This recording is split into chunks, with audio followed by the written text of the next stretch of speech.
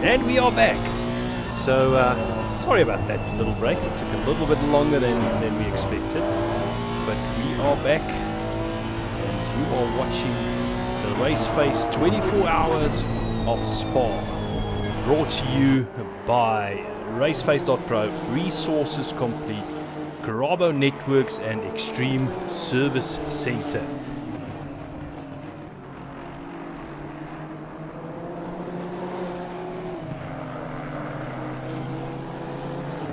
Let's get a quick update on the race since we last spoke.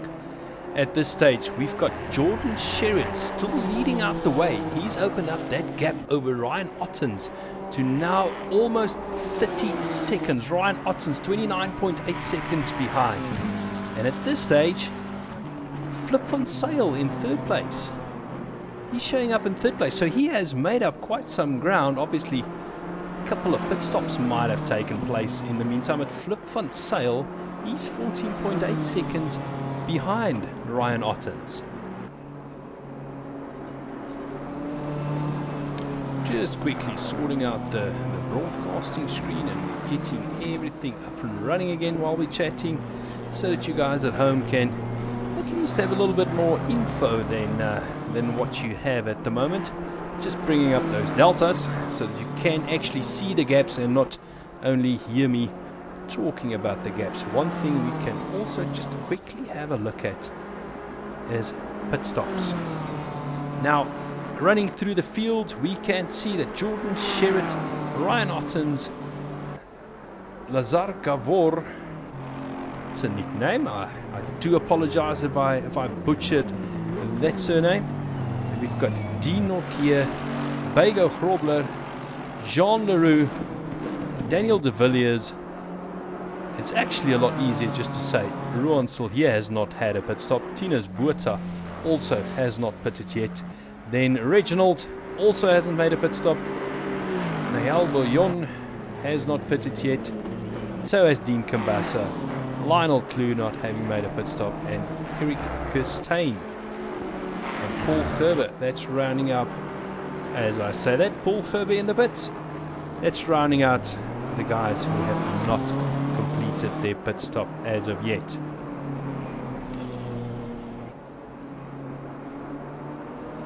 Having a quick look at, if we can, positions gained throughout the race. Obviously Jordan Sherritt, Ryan Ottens, Flip van Sail, he has gained 9 positions. And moving a little bit further down the field, Mr. Esreisen, that has just joined us. Mr. Esreisen, I have corrected your livery. As you guys can see, your Audi now looks a lot prettier. At this stage, showing that they have lost 12 positions.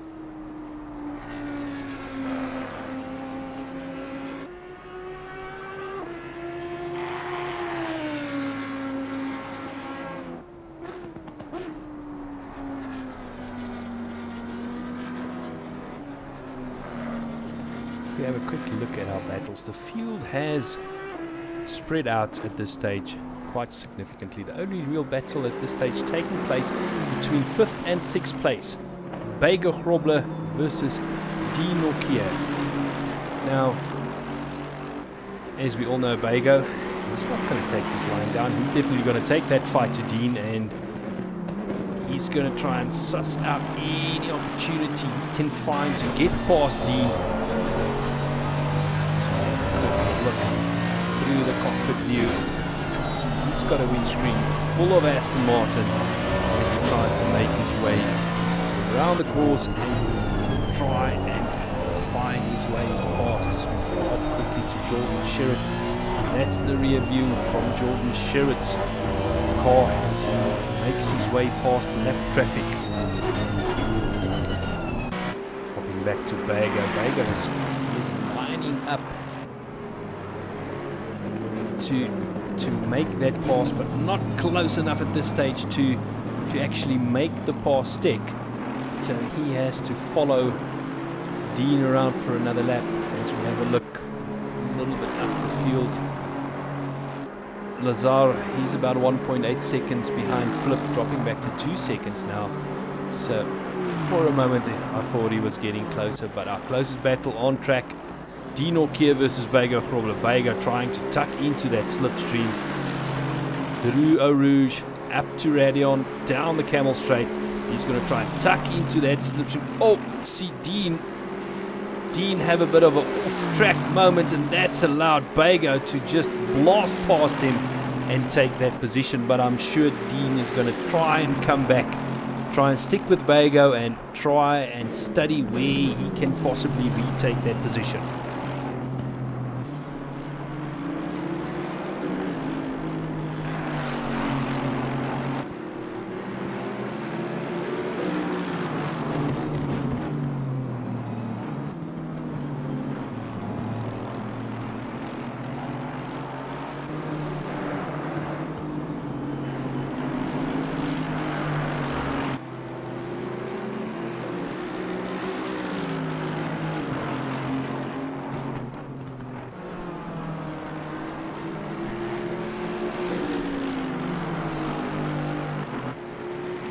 So at this stage, Bego making the pass stick.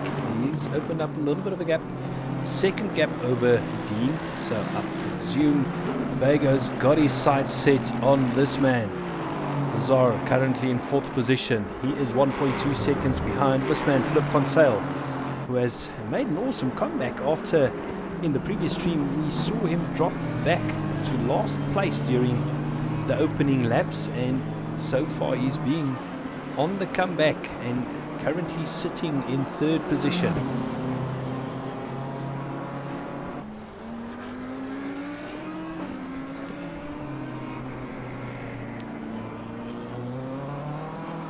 Quickly hopping back to this little battle between Dean Orkier and Bego Grobler. Dean still 1 second behind Bego.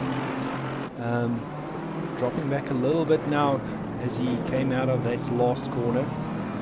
As we have a look from the helicam, there's Bego, followed closely by Dean. As we see Bego just in front of him, he's trying to just close that gap a little bit. That was an awesome shot as they went through Eau Rouge there. I don't think on this camera angle you quite can see the undulations of the track, how much of a downhill, and then you hit that uphill up to Radion. It's actually a blind corner coming out there, and you need to pick your line just right in order not to run wide onto the pit exit area of the track.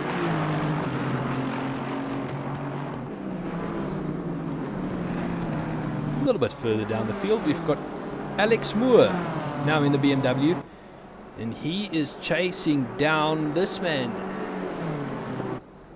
Daniel de Villiers. We lost him out of shot there. As you know, our cameraman, it's a long race. I think he's preserving his energy just a little bit, struggling to keep the cars in shot there. But Alex Moore, he's hot on the tail of Daniel de Villiers, 2 seconds behind, trying to close that gap. Interestingly enough, this little gap, Dean Orkier versus Bego, Bego's not opening up that gap, so it's staying roughly about a second, which shows that Dean is able to hang with Bego in this part of the race. But across the rest of the field, things have opened up a little bit. In 20th place we've got Jeff Hancock's, and he's trying to make his way up the field, but having a look at the timing sheet, it does look like we've lost one car at this stage in the race. So one car's dropped out with just under 23 hours to go, 22 hours and 44 minutes almost still to go in this race. It does look like we've lost one car. So Flip van Zyl makes his way into the pits. That would mean Flip is now actually making his first pit stop. The first pit stop he made, I think, was for that first lap incident of his, but now making his official pit stop. And let's see if they're going to do a driver swap or flip. Is Flip going to stay in the car and do a double stint?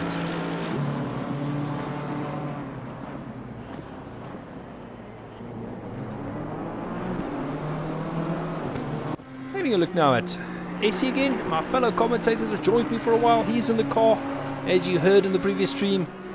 He was getting ready to hop in the car. He is 1.5 seconds behind this man, Reginald. So is he trying to make his way up the field, trying to take that battle to Reginald and possibly get himself a position?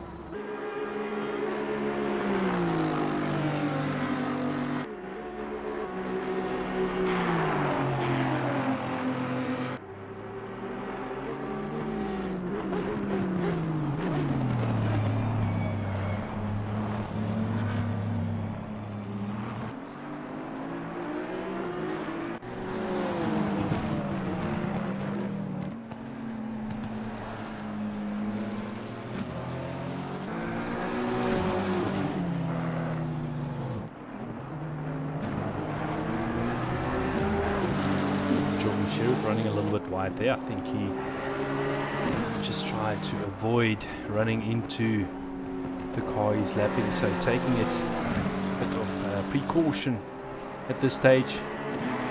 Very sure these guys try and go through this race to try and make as little pit stops as possible, because as we mentioned before and we spoke about it, these type of long endurance races, 24 hours, it is the type of race that can be won or lost in the pits. All that you need to do is make one pit stop less than the cars around you, and that can save you on a track like this more than a minute out on the track. Just quickly having a look at Dean Orkier, that is behind Bega Frobler, still within a second. Alex Moore now only 0.4 of a second behind Daniel De Villiers. So Alex is trying to make up that position, and then this man Essie, he's 0.3 of a second behind Reginald, so he's definitely gaining. These are our three closest battles currently out on track, and they're trying to make up positions and push their way to the front as they battle around the course for 24 hours straight. I want to focus a little bit on this little battle between Essie and the other battle between Alex and Daniel De Villiers, because between these two battles a pass might be imminent.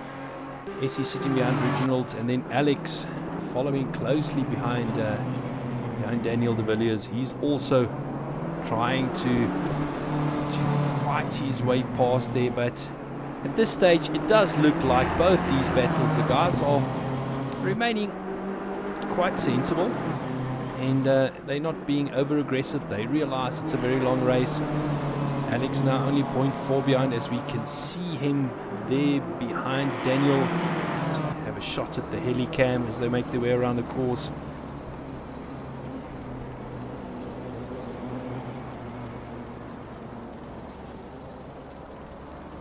Does look like Daniel struggled with the rear end throughout that corner and losing a little bit of drive. That has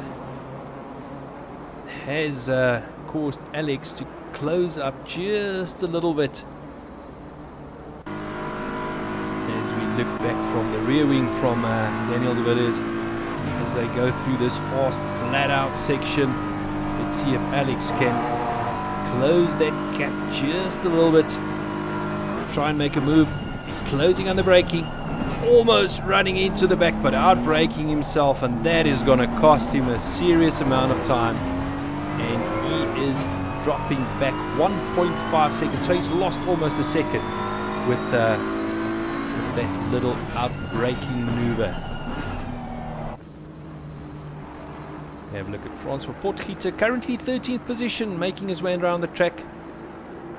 At this stage, you know, he is 25 seconds behind Tinus Buerta and 9 seconds in front of this man that has still got Essie behind him, Mr. Esterhazen, trying to make his way past. So you see one of the Aston Martins in the background.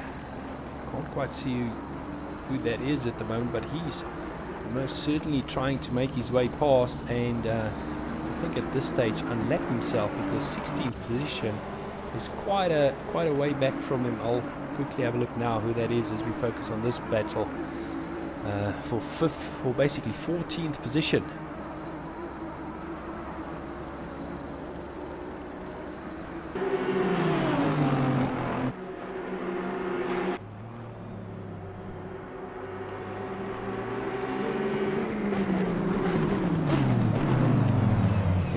Looking on the outside, but that's going to cost him a little bit. And I think he's going to be under pressure from the Aston Martin behind, as we see in the foreground. Reginald almost looked like he went to the left side of the track very quickly. Don't know if he lost the rear end of it. He missed that out on camera.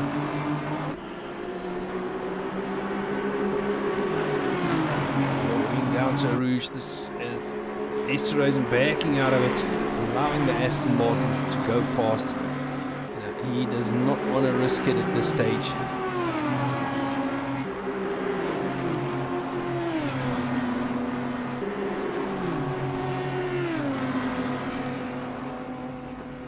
See, we are now back to 21 cars. Jeff Hancock's in 20th position, and Bernard Barkhuizen. It was Bernard Barkhuizen and his team who looks like they suffered a bit of a disconnect. And me and Essie, that we were speaking about it in the previous stream, where, you know, you don't wish it upon anybody, but Bernard Barkhuizen and his team, they were running in 3rd place, and they suffered a disconnect that's put them all the way back in last place. And they will have to fight their way back from last place, and it's a shame. It's something that myself and my team have suffered before. Disconnects, you lose a lot of time. You can lose as much as 2 laps due to a disconnect. So Bernard Barkhuizen and his team, they are trying to fight their way back, while Esterhazen is still duking it out with Reginald Mtuleni. At this stage, Esterhazen not able to make his way past.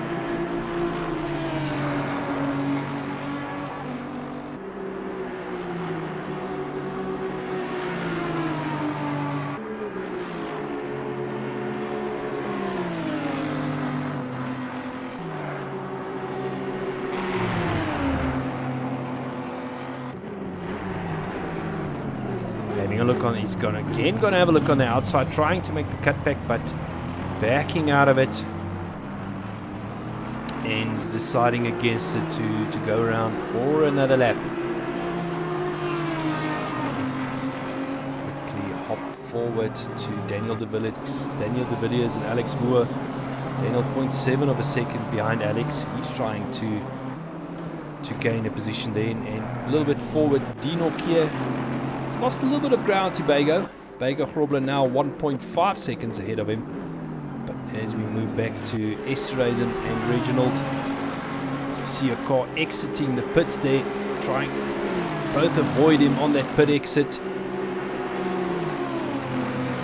See Esterhazen trying to get into that slipstream to close down that gap, but at this stage the Audi just does not have the legs. They're having a look late on the inside, backing out of it, but at this stage this Audi does not like it. It doesn't look like it have the legs on the Aston Martin when it comes down the straight. Running a little bit wide, that's going to cost him. Having a look on the inside, Reginald covering that inside line and just saying no, you're not getting past now.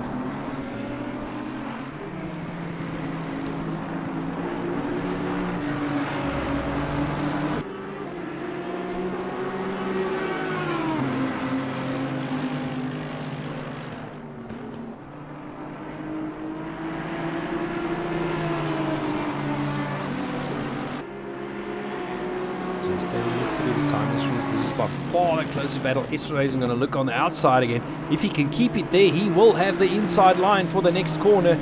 Running side by side, and Reginald deciding to back out of it. And Esterhazy got past. And let's see now if he can open up that gap. If Reginald can stick with him, moving up a little bit further. The battle for 11th place between Sean and Tinus Buerta. 0.7 of a second. This does look like Sean got a little bit of better drive out of that corner than Tinus did.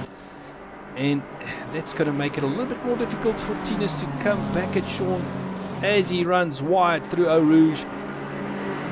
Track limits is something, as I see Tinus Buerta run wide there, that can come into play around Spa. We've seen one of two incidents during this week's racing at Spa, in the sprint race and in Thursday's night, the grid championship, longer version of the race, where the guys, if they abuse those track limits just a little bit, definitely drive-throughs might come into place, or come into play. And at a track like this, where you got that long pit straight, or pit entry to exit, that's going to lose you a lot of time, and it's not something that you would like during any race, let alone a race like this. So it does look like Esterhazy has opened up that gap over Reginald quite quickly, as we see him now 3.3 seconds ahead of Reginald. But further up the field, Daniel de Villiers 1 second behind Alex Moore. So this battle is not letting up. Daniel is going to try and make his way past. See them go up Radion, over the crest, down the straight, trying to tuck into that slipstream. I think he's a little far back still, not really gaining, having a little look on the inside, but he was too far back, and tucks in behind Alex Moore to try and close the gap further throughout the course of the lap.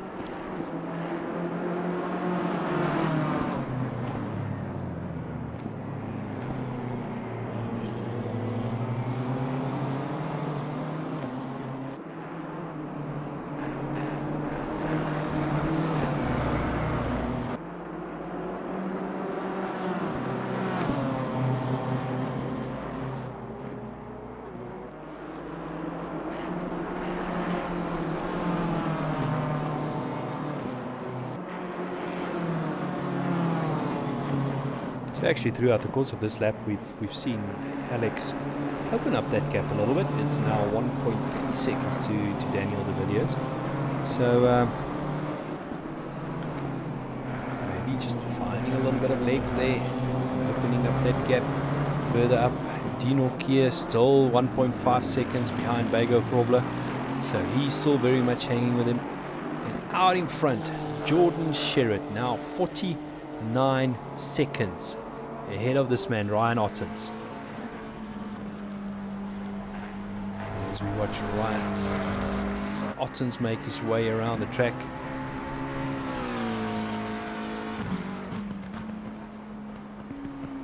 Just quickly having a look at the rest of the gaps.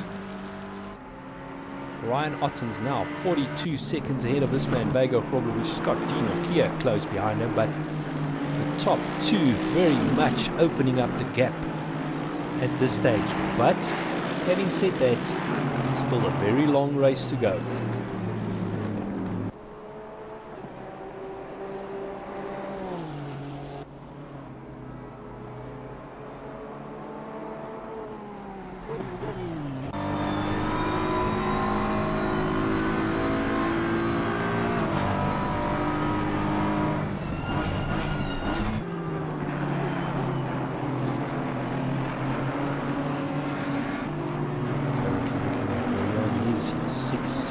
Behind Grant Sebastian, this man, which there's a 129 second gap to Reginald. So at this stage, Reginald is he's got quite a comfortable gap behind him. Having a look at Esterhazy down the rear wing, he's closing up rapidly on Francois Potgieter in front of him. So at this stage, he's very much looking to make his way up the field.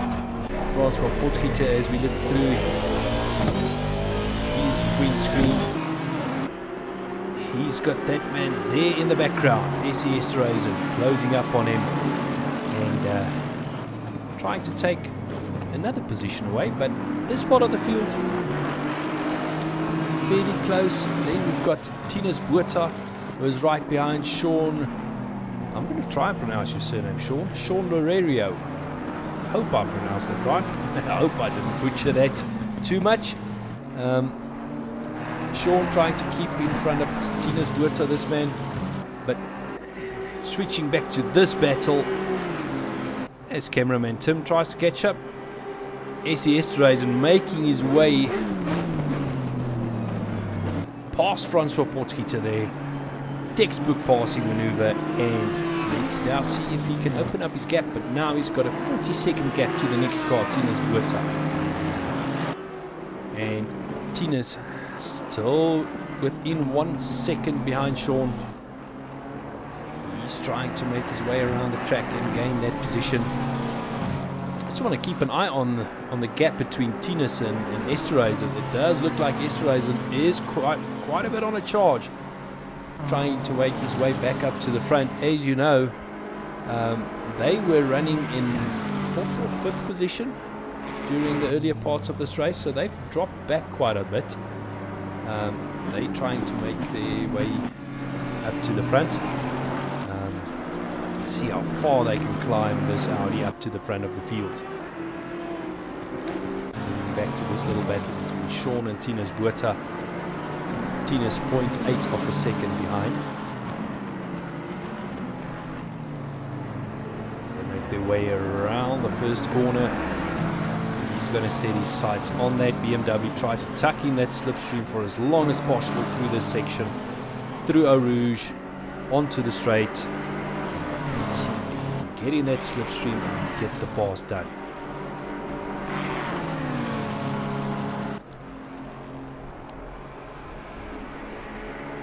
Definitely gaining. He's looking on the inside, getting out of that slipstream, going side by side and taking the inside of the corner. But Sean not backing out there. They're going to remain side by side, and eventually he gets the pass done to take 11th place. Sean now in 12th. Let's see if Sean is at this stage. Doesn't look too happy about that. He's going to take the fight back to Tinus and try and get their position back.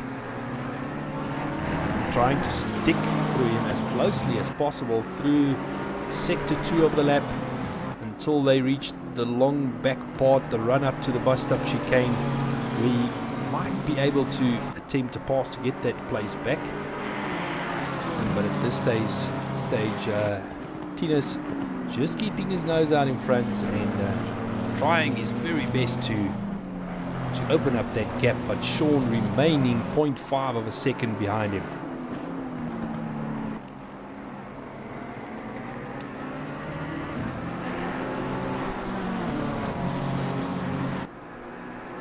Sean running a little bit wide there. Let's see, but at this stage he's gaining.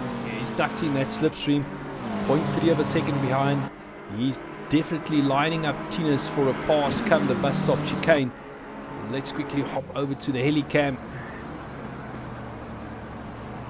I think he might be a little bit too far back to try and attempt a pass at this stage.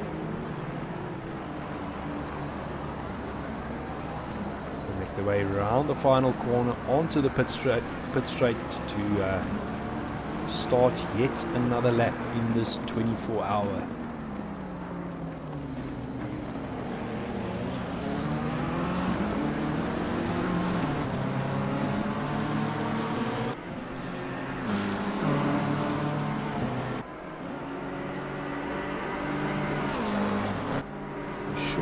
drop back to between 0.8 and 1 second. I think he might just be too far behind at this stage to try and attempt that overtake at the next corner as they make their way along this long straight. Sean deciding to just follow Tinus around for one more lap. Quickly have a look at our leader so far. Very, I would say, uneventful, but he has opened up that gap to 57 seconds over Ryan Ottens, and Ryan Ottens 41 seconds ahead of Bego Grobler. That rounds out our top three.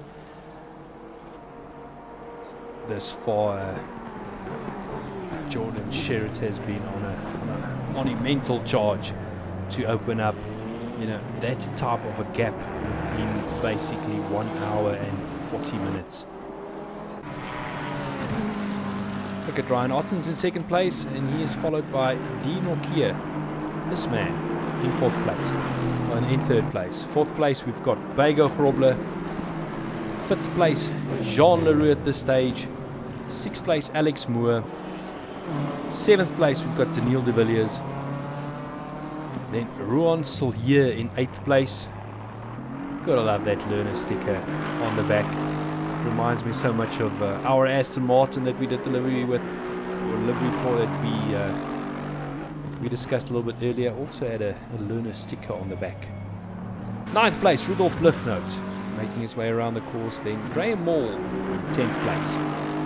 11th place we've got Tinus Buerta, and he's followed very closely behind by Sean Lorerio in 12th place.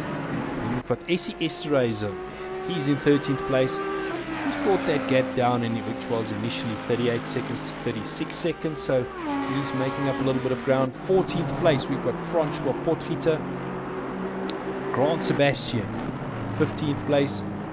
Lee Bouillon 16th place. Reginald Mteleni, he's in 17th place. Lionel Klue making his way around in 18th place. Eric Gustain currently 19th place. That pink Mercedes. Jeff Hancock's currently 20th place. And then Bernard Barkhuizen, after they, I think, suffered a disconnect, he is still making his way around in 21st place, trying to catch on to the rest of the field. At this stage, still 106 seconds behind Jeff Hancock's. Moving back to this little battle, Sean with Tinus Buerta. If I'm not mistaken, the Luxury Time Racing team, they are currently racing at Rage. There's one of them that can maybe hear me, come and pop around to the commentary box, go to the interview room, and let's catch up on how your race has been so far. Maybe you can let us know what's happened on that first lap that made you drop back so far.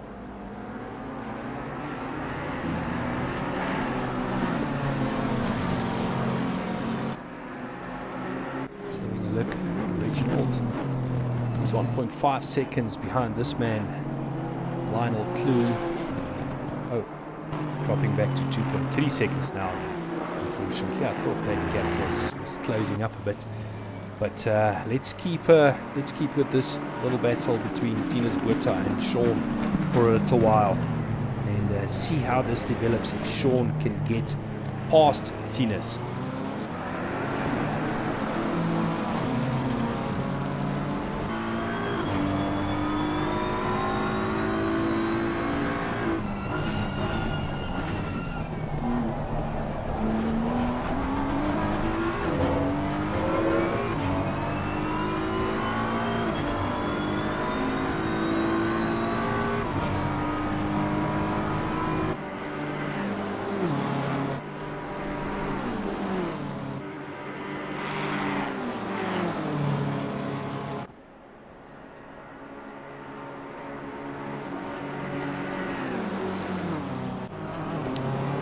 Well, that spoils our fun a little bit.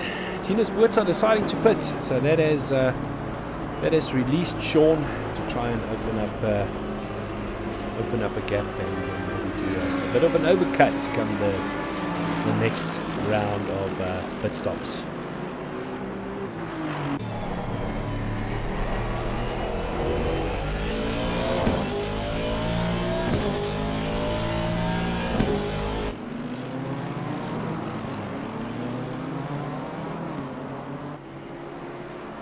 At this stage the field does look fairly spread out. We've got Graham Mole in 10th place, he's 2 seconds behind Rudolf Bluchnout, and then further up 5th position John LaRue. As we look back from the rear of his car, he is 3 seconds behind this man, Bagor Frobler.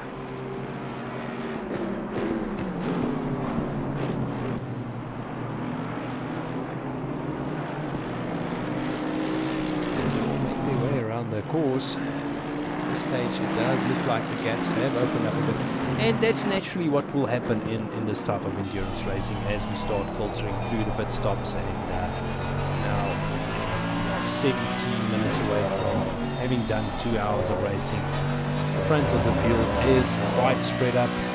Its closest battle currently on track is this one between Graham Mole and Rudolf Bluchnout. Graham Mole 1.5 seconds behind Rudolf. He's trying to close up that gap, but other than that, as you can see on screen, that's the only red delta we have at the moment, and the other ones have spread out quite significantly.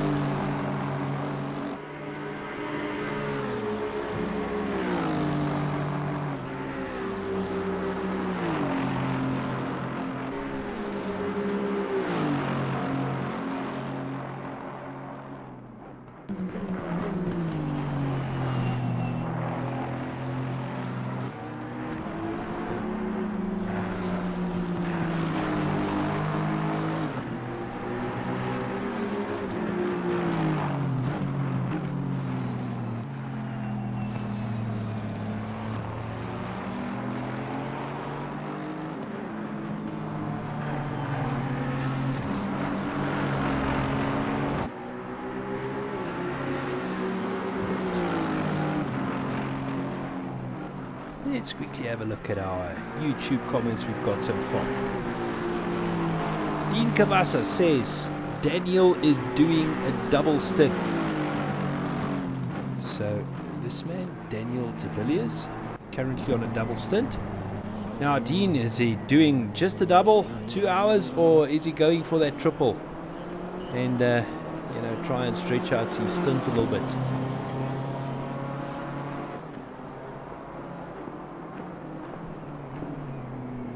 Elliot Hancock saying nice. His boys is currently in P8. I don't think they are in P8 anymore.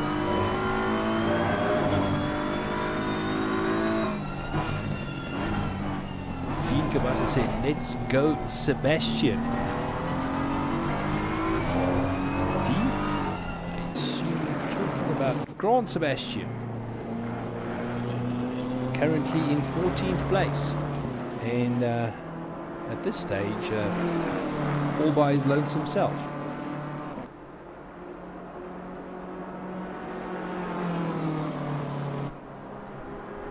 Oh, Dean Cabasa says I cannot disclose, so he's not going to tell us if Daniel de Villiers is doing a triple stint or not.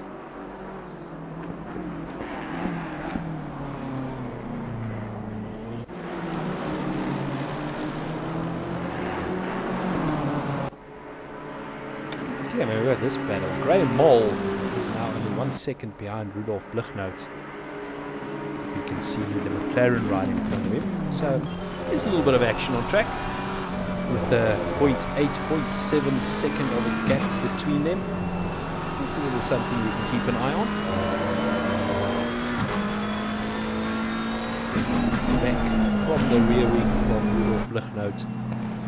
That is Graham Mole right behind him. Have a look at the helicam.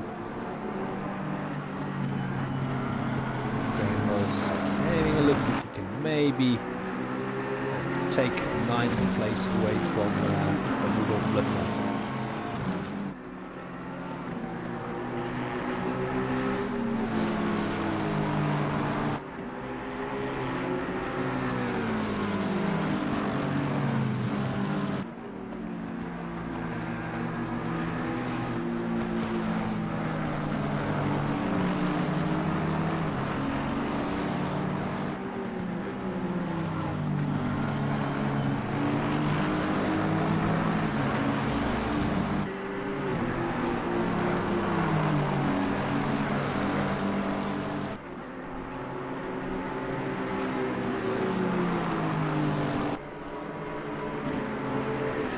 Elliot, sorry to hear that. On the YouTube comment, Elliot Hancock says, I was supposed to be racing in the event, but ping and disconnection scrapped that idea. So I suppose you guys are one driver down. So how many still left doing the 24, Elliot?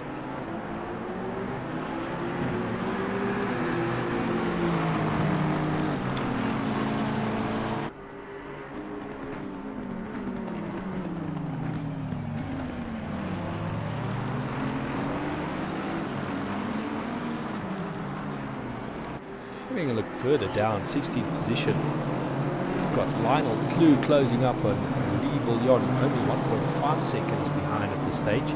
So, having a late dive there on one of the other cars, and he's trying to chase Lee Bouillon down. So, being a bit aggressive. And making his way past, trying to chase the other car down. Further up, Graham Mole still 0.8 of a second behind the Cliff Run, so at this stage he's not making great inroads into that lead, remaining fairly constant. Okay, Elliot Hancock says 5, so should be okay with 5 drivers. It's only me and Stephen Koenig that are dumb enough to attempt 24 hours with only 2 drivers. Hopefully Stephen will join us a bit later. He's just what let me say, he's got other commentary obligations today.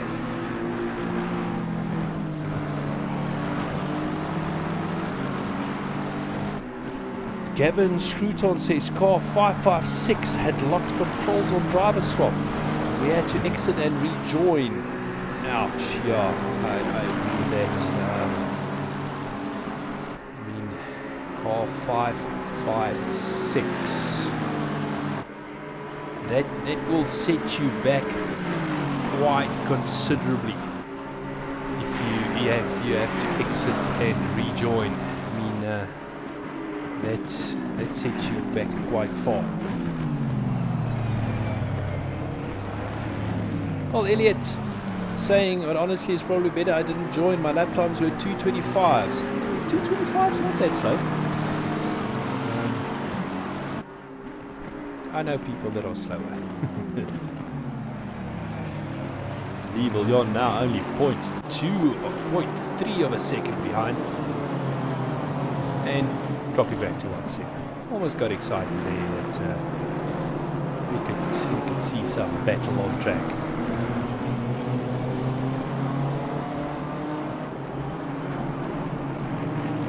So you see our leader coming past, Jordan Sherritt. Oh, and we see one of the cars. I'm sorry I missed who that was, running wide. Jordan Sherritt now 73.5 seconds ahead of second place Ryan Ottens, and Ryan 40 seconds ahead of third place Dean Norkia. So 1 and 2 at this stage, opening up a fair amount of gap, but Dean Norkia, he's also 20 seconds ahead of this man Jean Leroux in 4th place. So a quick look, Bago Hrobler into the pits. A couple of pit stops happening now again. We also see Alex Moore going through.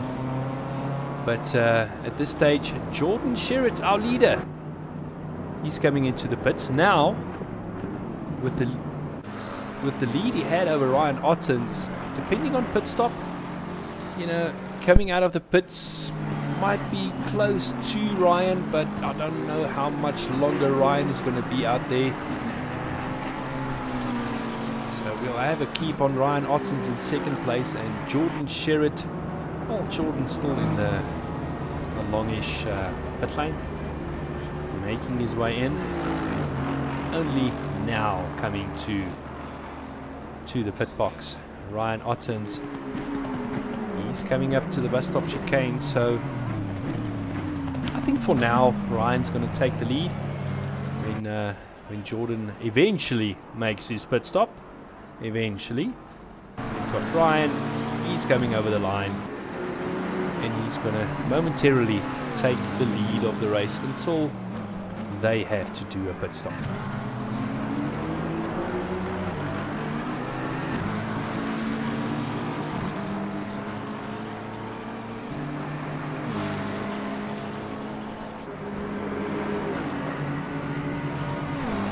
Up, Ryan Ottens into the lead. Jordan Sherritt still stationary, having the car serviced, only getting going now, and it remains to be seen how much longer Ryan Ottens is going to stay out, and before he has to make his pit stop, and unfortunately will then most definitely lose the lead of the race again.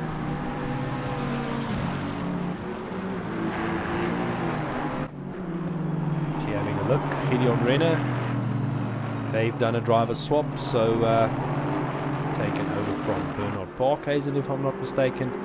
They are still running 21st, trying to make their way around the track and trying to gain back the positions they lost. 20th place, we've got Jeffrey Hancox, he's still in the car. 19th place, Eric Kirstein.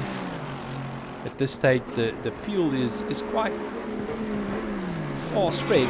Only closest battle is Jason McGregor in 11th place. He is 4.1 seconds behind Sean in that luxury times racing car. So with just over 22 hours to go, this is how the field stands at this stage. Ryan Ottens leading out. Second now we've got Luke Addison. So Jordan Sherritt has given over the steering wheel to Luke Addison. Third place, Dean Orkia. Fourth place, John LaRue. Fifth place, Alex Moore. Sixth place, we still got Daniel de Villiers, sorry. Ruan Sillier, 7th place. Rudolf Blichnout in 8th. Graham Hall in 9th place. Sean Lorerio in 10th. Jason McGregor in 11th place. Essie Esterhuizen.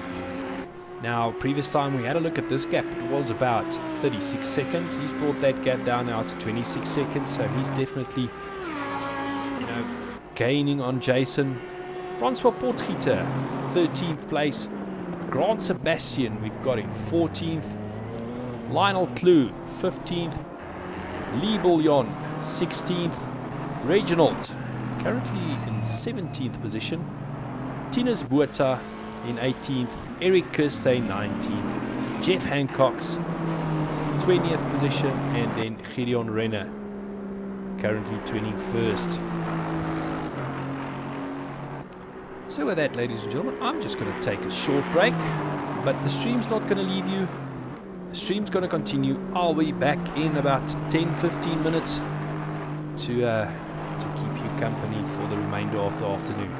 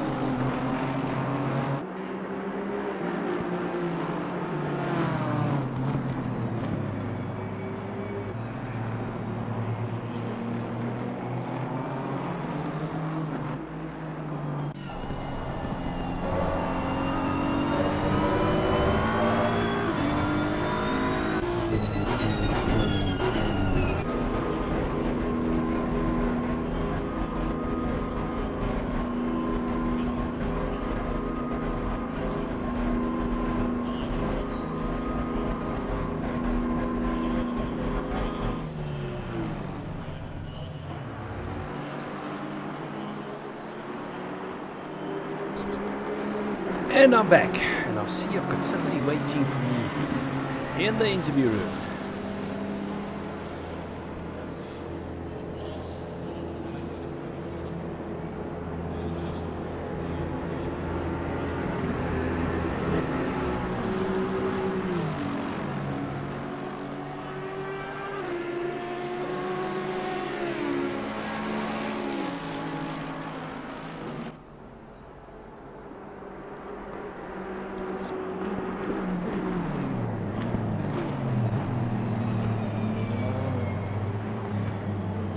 I can see you waiting for me in the interview room, but at this stage, for some other reason, I cannot pull you into the commentary box.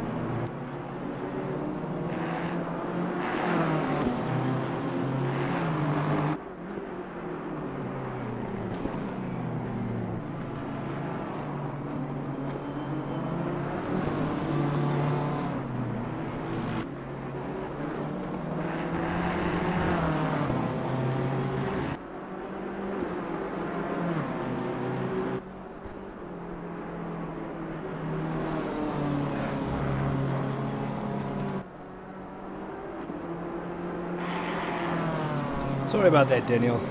I'll quickly try and sort that out. Doesn't look like I've got the rights to move people over to the commentary box. I'll quickly get in contact with the powers that be, and let's try and sort that out quickly for you.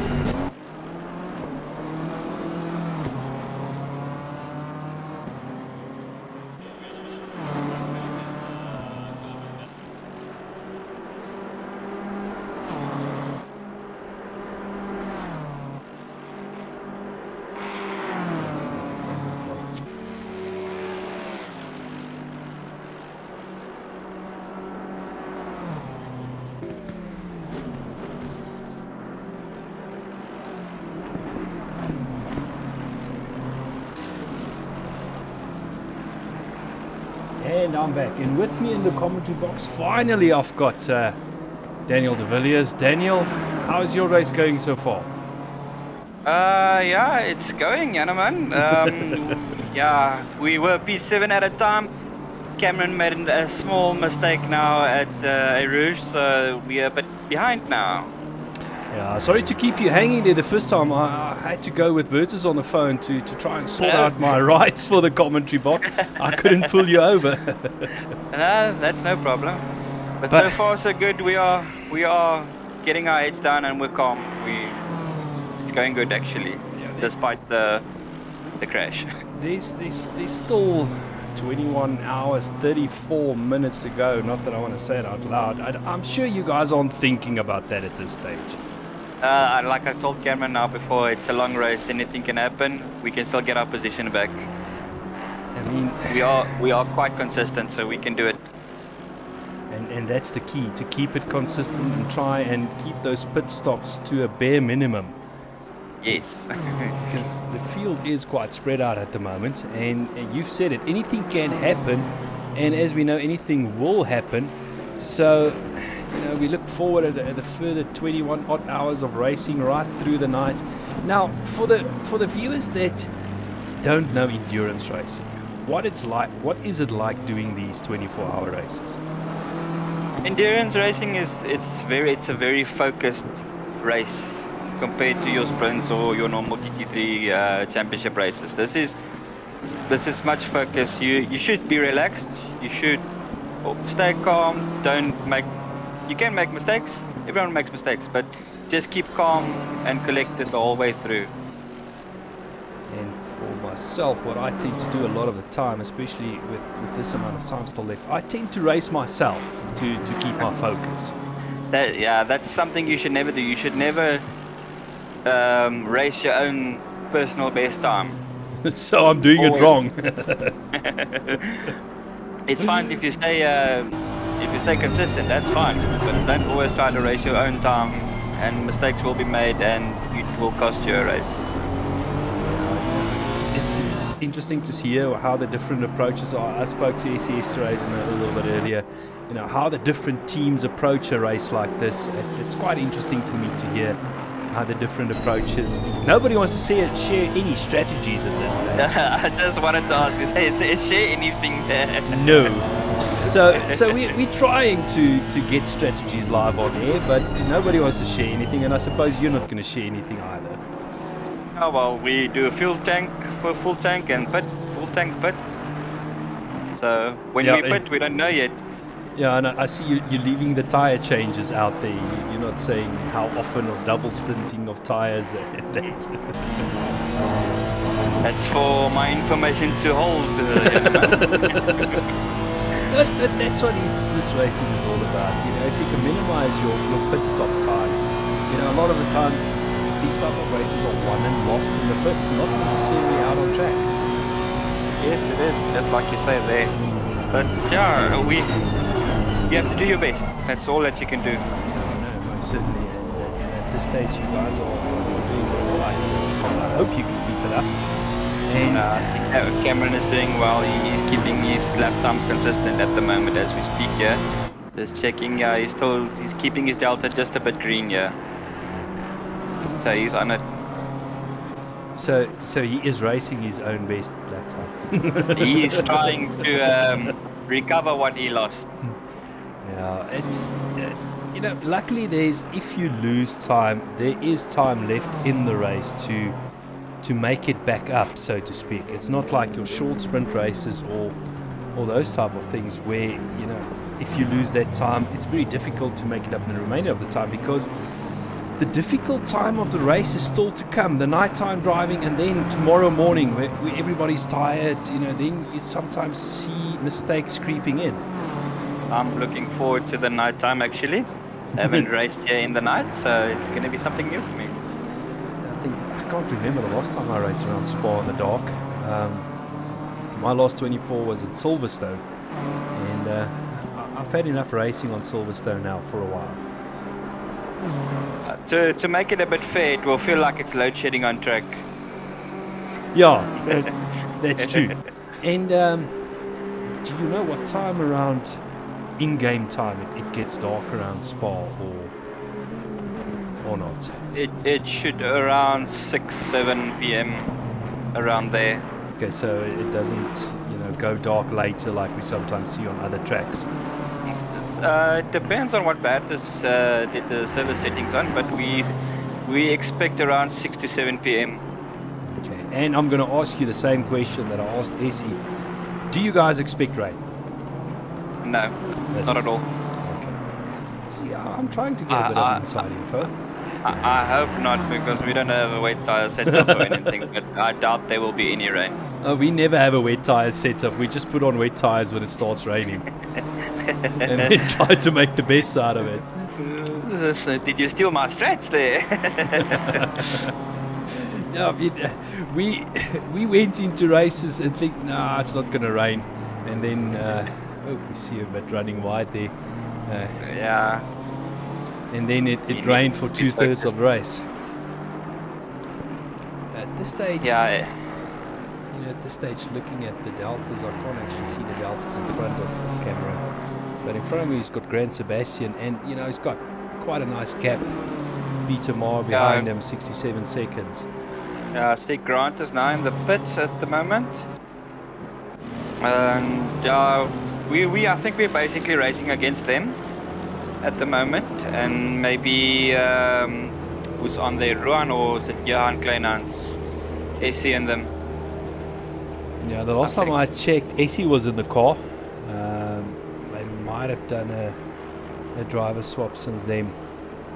So I think Ruan is in the car at the moment, but I think we are racing against them. Ruan Kleinhans, yeah. Yes. Ruan is in the car at the moment. So at this stage, you're still very much sussing out who's your main competition on track and who are the guys you're going to be racing with. Well, before we started, we started in P13, and we've checked how the grid looked like, who's driving where and how, and we compare ourselves, or we can say we are aiming for P7 to P5. That's what we are aiming for, actually. Okay. So a top 5 will be the ultimate result for you. Yes. It's a bit far stretched now, but I'm positive we'll get it. Well, you know, anything can change during this type of races, and a lot of the time, those last 4 hours, that's when things tend to happen. And you know, it's a lot easier to predict where you are with 4 hours to go than what it is with 21 odd hours to go. Yes, just like you say there, and also the load shedding. It's gonna mix it up still a bit. Yep. Load shedding is creating a bit of havoc. I've spoken to a couple of other guys, especially now with the fact that it changed. So you know, a lot of cars keeping off or didn't catch off guard. They now need to change their driver, who's driving when. You know, so are you sitting? I suppose you're sitting in a similar position. Yes, Cameron's gonna drive a 3 race stints in the early morning sometime. Is it? So you're giving him the graveyard shift? Yeah, there by midnight somewhere. And just as I want to watch the UFC, I'm gonna have to race. That's my turn. Oh well, those are all sacrifices that we need to make. You know, load shedding is creating havoc with the stream because you know, my fellow partner in crime, Steven, he's still busy until 10 o'clock tonight, so I'm all on my own and I need to switch off, switch on, switch over to backup power. So the next time we'll be stopping the stream will be around about 6 o'clock. To do a transfer again, but we'll work around it. We'll keep you guys entertained however we can. Try and keep you guys awake during the middle of the night as well. By the looks of the grid, I see Gideon Renner, they are catching up good since they disconnect. I'm really hoping they pull through and get a very good result for them, for the Kinetic Simworks. That was kind of a hard one because they were sitting in third and then... Yes. And then a bit out of shape there. I had a nice battle with Luke Addison for fun, but I know it was a bit maybe out of my reach, but we can't give them a position just like that. You have to work for it. Yeah, no, it's and I hope it helps a bit making the race interesting. Yeah, most certainly. I mean, you know, if he's not lapping you, he's racing you. So yes. That's the position. Gideon is pushing very hard. He's, you know, put a wheel on the dirt there again. So they are trying very hard to fight their way back up the field back to that third position that they lost. They can be very proud for themselves for still keeping on and pushing. They can keep their head high for that. Yeah, absolutely. A race like this, it's an achievement just to finish. Yes. when you awake though. Yeah, I mean, when you drive across that finish line tomorrow afternoon, 12 o'clock-ish, that's just the accomplishment and then the relief that kicks in that it's done. Yes, it's gonna be new for me actually for the 24 hour. So yeah, I'll let you know afterwards how it feels like. I said to Essie earlier, and me and Steven a couple of weeks ago, we were dumb enough to do a 24 with 2 drivers. Oh my goodness. About hour 12 we realized it was a very dumb idea. See, Francois Porty says here on YouTube, first race for me, bet you could see that. First, if it's a first time for everything, if you see you did good yourself, then you can be happy for yourself, you can be proud of yourself. Yeah, no, even though it's the first race. Yeah, for all the guys doing their first 24, it's different. It's really different to the normal style of racing that you normally do. But I love my endurance racing. It's really something I love and enjoy doing. It's a different type of racing. It's not the sprint racing or even the longer hour and 20-minute races. It's a totally different environment to racing. Indeed. Sometimes you're pushing yourselves to the limit. Luke Addison is still first. Oh my goodness. Yep, 34, almost 35 seconds ahead of Dean Okier. They are rolling. What happened to Tariq Adam and Ryan Otterson? They are 5th at the moment, as I see. 5th currently is Christopher Radloff. Yeah, that's Ryan Ottens. This is going to be a very interesting top 5 at the end of this 24 hour. It's going to be a very, very interesting results this. Yeah, I think at this stage, a lot of the guys, and I think you guys as well, are just focusing on minimizing those mistakes and just pushing on. And, I know at this stage of an enduro, we don't tend to clock watch. We don't even want to know how much time is left. Does anyone on YouTube by chance know if Daniel Rowe is going to race after his 9-hour at Kalani?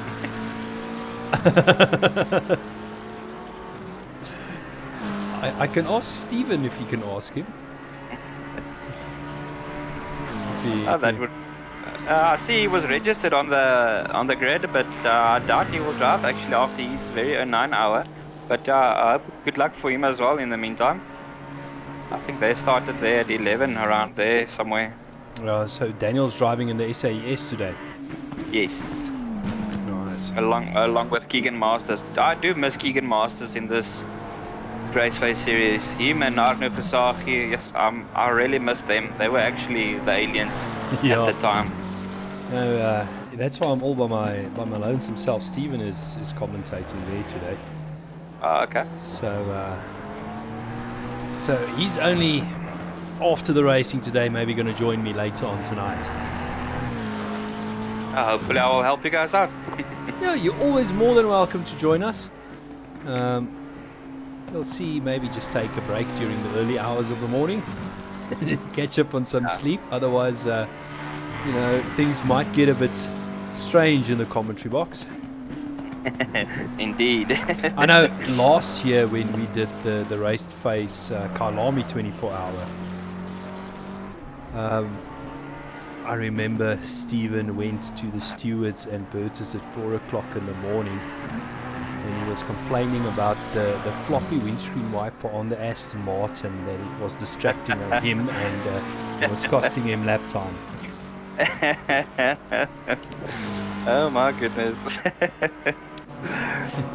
I think if we just quickly, obviously we're going to take a BMW, go in car, that windscreen wiper right there.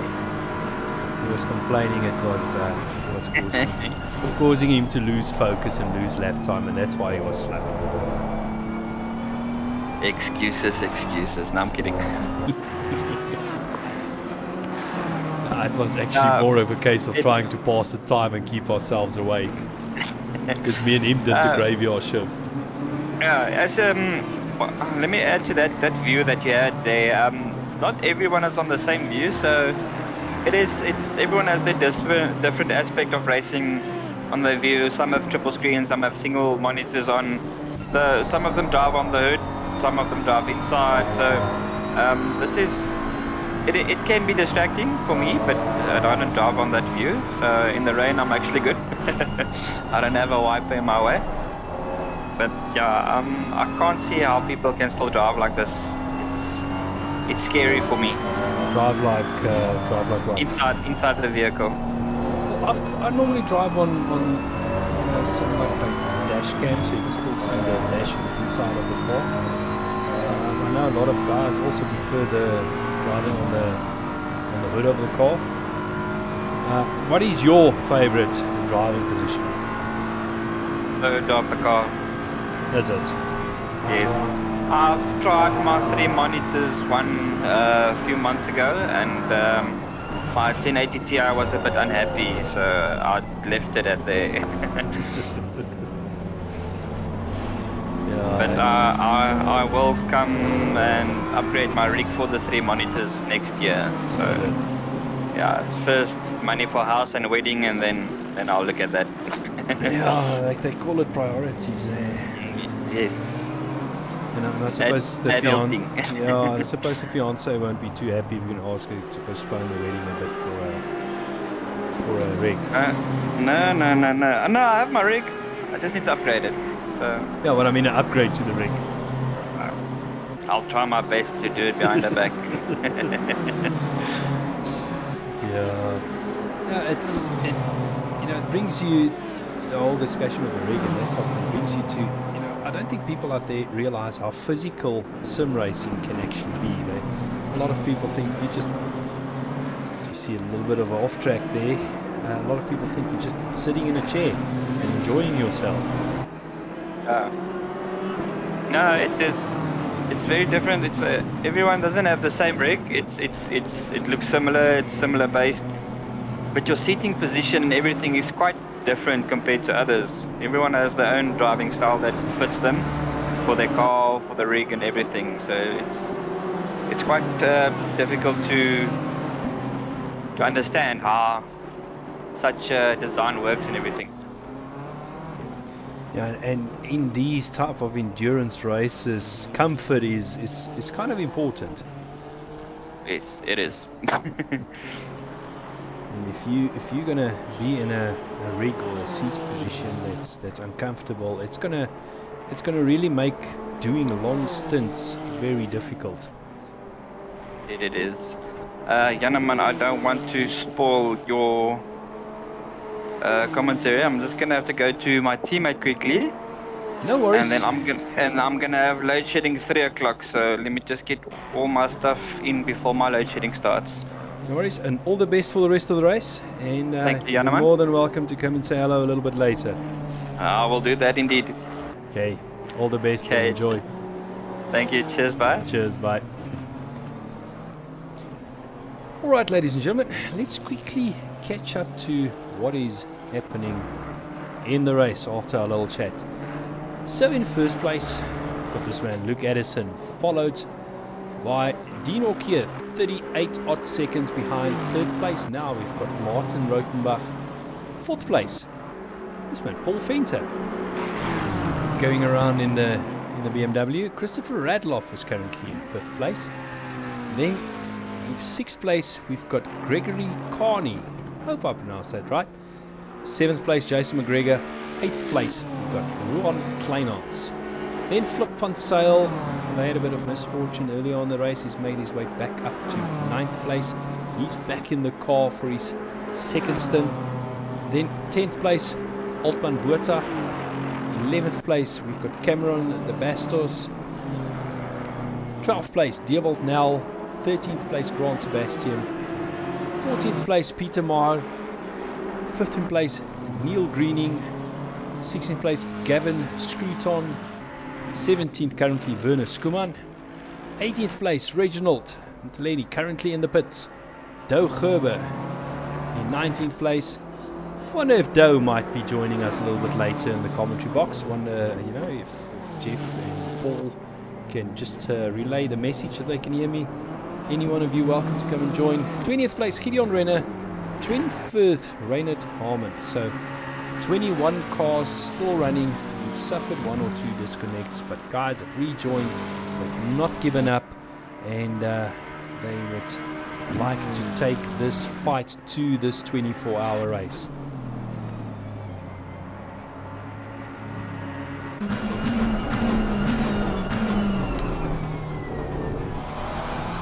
Quickly having a look at the YouTube chat. Got Francois 40 saying let's go, first race for me, but okay, I think we already spoke to that one. Then we've got Ron from the Westhuizen, let's go car 465, doing really good. Now car 465 is these guys over here. Martin Rotenbach, currently lying in third place. So at this stage, not doing too badly for themselves. See him coming up to turn 1, tight right-hander, and he's now going to make his way down the hill to Eau Rouge, up on the other side to Radion, and down the Candle Straight for yet another lap of this Spa circuit. Having a look through the gaps, things have spread out quite significantly. Closest battles really on track. Altman Buerta, he is currently just under 5 seconds behind Flip van Zyl in the Luxury Time Racing BMW. Then a little bit further down, currently have Peter Maher, who's gaining on Dewald Nel, who has had a bit of an off, looks like just after Eau Rouge, so he's in a bit of a spot of bother. Front end of that Honda is not looking too happy, so I think that might just be another pit stop that will have to happen to get that car fixed and get them back on track. Otherwise it's going to be a difficult time. Certainly looks like he's limping that car around the track to get back to the pits. Rest of the field, as I said, quite far spread out. Altman Buerta looking like he's making up a bit of ground on Flip Van Zyl. So maybe we might see a bit of action there sometime soon. But out in front, we've got Luke Addison now at the wheel. He's 39 seconds in front of Dino Kier, which is 38.5 seconds ahead of Martin Rotenbach, who is 24.7 seconds ahead of Paul Venter. So front of the field, really quite far spread out. Christopher Radloff is 15.3 seconds behind Paul Venter, and then 43.3 seconds behind him is Gregory Carney. So as I said, quite far spread out. Closest battle currently on track is Altman Buerta chasing down Flip Van Zyl, now 2.8 seconds behind.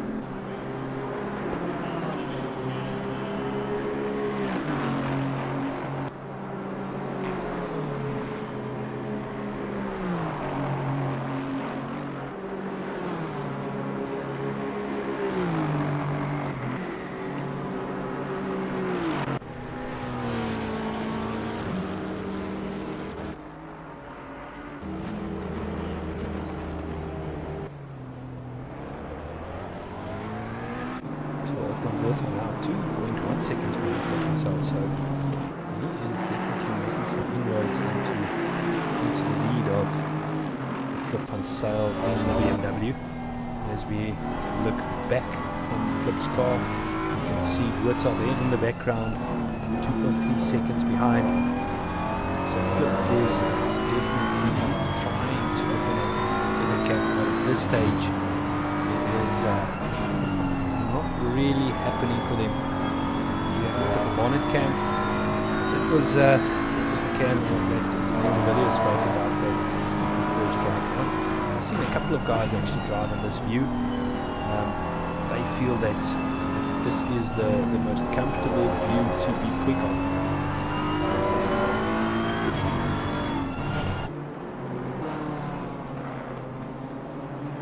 As we watch Flip Van Zyl making his way around the track.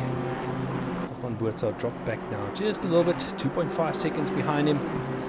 He's trying to close that gap, quickly jumping forward. We've got Paul Venter trying to make his way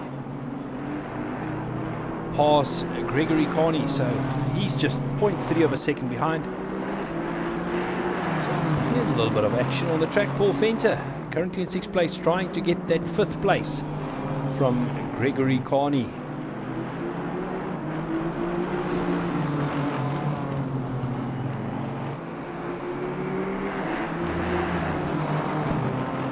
So just sending out an invitation if there's any one of the drivers, team managers, pit bosses that would like to come and have a chat in the commentary box. You can just head over to the interview room, and I will pull you over to the commentary box for a little bit of a chat. See if I can get anyone to give me a bit more information about their strategy. Don't know if it's going to happen, but at least we can try.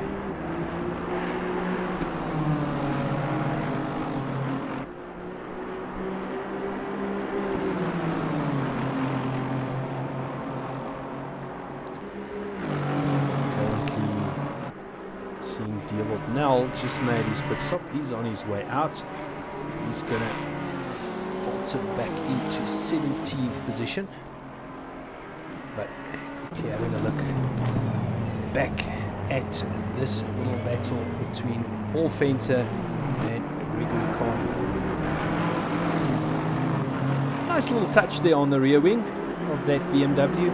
Seeing the South African and the British flag on there. So obviously call it a multinational team, South African and British guys racing, obviously from Logistical Nightmare Racing. They're coming out to RaceFace to have a bit of fun in this RaceFace 24 hour and try and make his way up the field. Currently 6th place Paul Venter. He's trying to grab that 5th place away from Gregory Carney. But at this stage, Paul has dropped back a little bit to 1.3 seconds. And So at this stage, Gregory just pulling out a little bit of a gap. Afrodox 411 asking, is it possible to see everyone's pit stops? I can try to show you some of the pit stops. To show you how long the guys actually spend in the pit lane and how long they spend in their pit box. We have spoken about it earlier that Spa does have some of the longest pit lanes that I've ever raced in, because it's essentially 2 pit areas in one. You go straight at the last chicane and you come up to the first pit area, you go past that around turn 1, and then you come up to your actual pit area where you do your pit box. So Paul Venter closing up to the back of Gregory Carney yet again. Initially dropped back to about 1.5 seconds. He's now back to within 0.8 of a second behind him.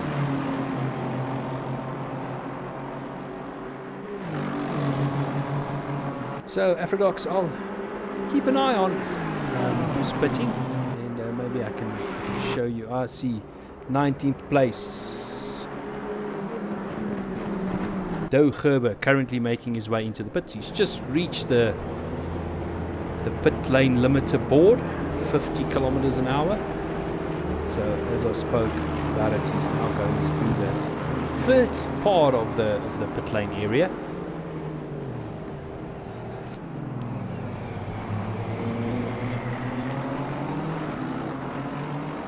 Just behind him, Gideon Renner following him to the pits, but I'm going to stick with Doe for a while. See, there he essentially makes his way around turn 1. And now he's on the second part of the pit area.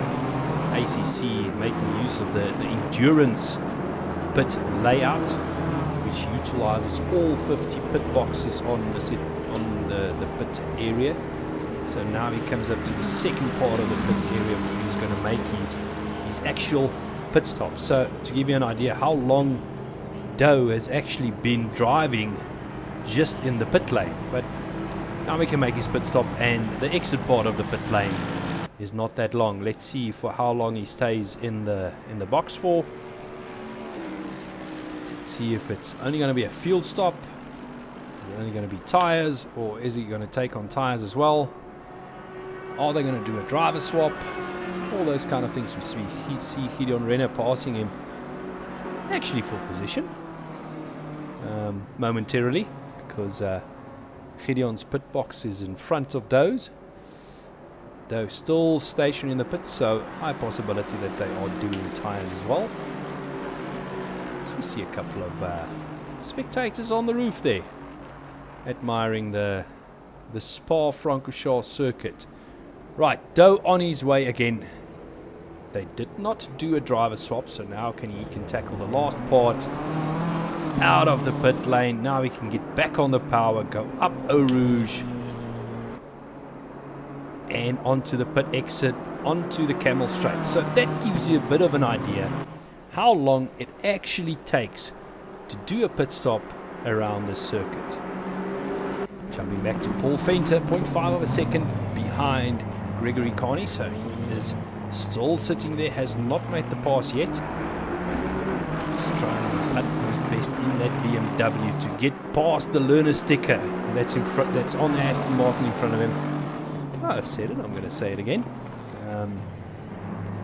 Love that learner sticker on the back. Brings back memories of our Aston Martin that we raced in a previous endurance race.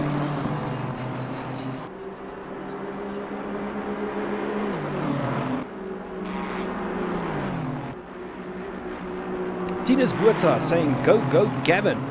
I assume you're talking about this man, Gavin Strutong. And I hope I pronounced that right, Tinus. You can maybe let me know. Currently 15th place. He's 6.9 seconds behind Neil Greening. So trying to make his way up the field. Still top 15 at this stage.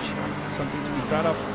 And I know it's still 21 odd hours to go. So still a long time to go. But at this stage, doing very well.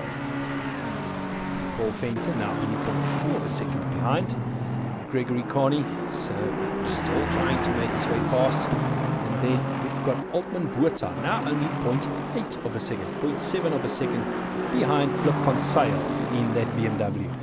So Flip trying to keep Altman behind, but Altman has made up some time. And if we quickly hop to the helicam, we can now see him on the run down to Eau Rouge, trying to keep in that slipstream of that BMW. He's going to go through Eau Rouge, up to Radion, down the outside, up the outside, and now tucking into that slipstream, trying to get the run on Flip on this long straight.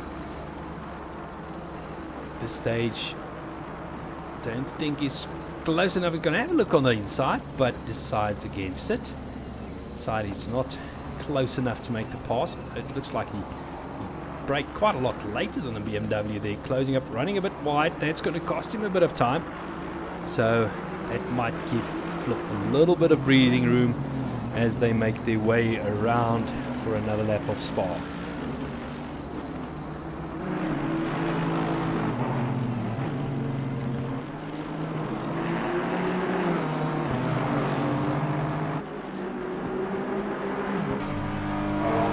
So, this is the view that Flip van Zyl currently has in his rearview mirror. That Aston Martin is chasing him down. I think Flip will try and focus as much as possible on the road ahead and not what is going on behind him. But Words are definitely closing in on him and trying to make that pass. Let's see now as they make their way around what's going to happen in Sector 3, that long flat out section just before the bus stop. Will Buerta be able to make a move at the last chicane? He's now tucking into that slipstream of the BMW, looking left, Flip closing him off. He's going on the inside and he makes it stick even before the bus stop section. So pass made. Now it's up to Flip to decide, is he going to attack at the bus stop? But looks like Flip backed out of it a little bit, and that leaves Buerta to carry on and now see if he can build a little bit of a gap over the BMW of Flip van Zyl.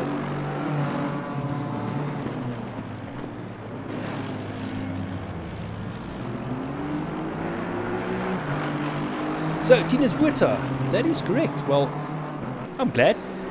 He says we've been up and down this board the last 2 hours. 16 to 10 accident, 16 to 10 again. Controls luck on pit stop.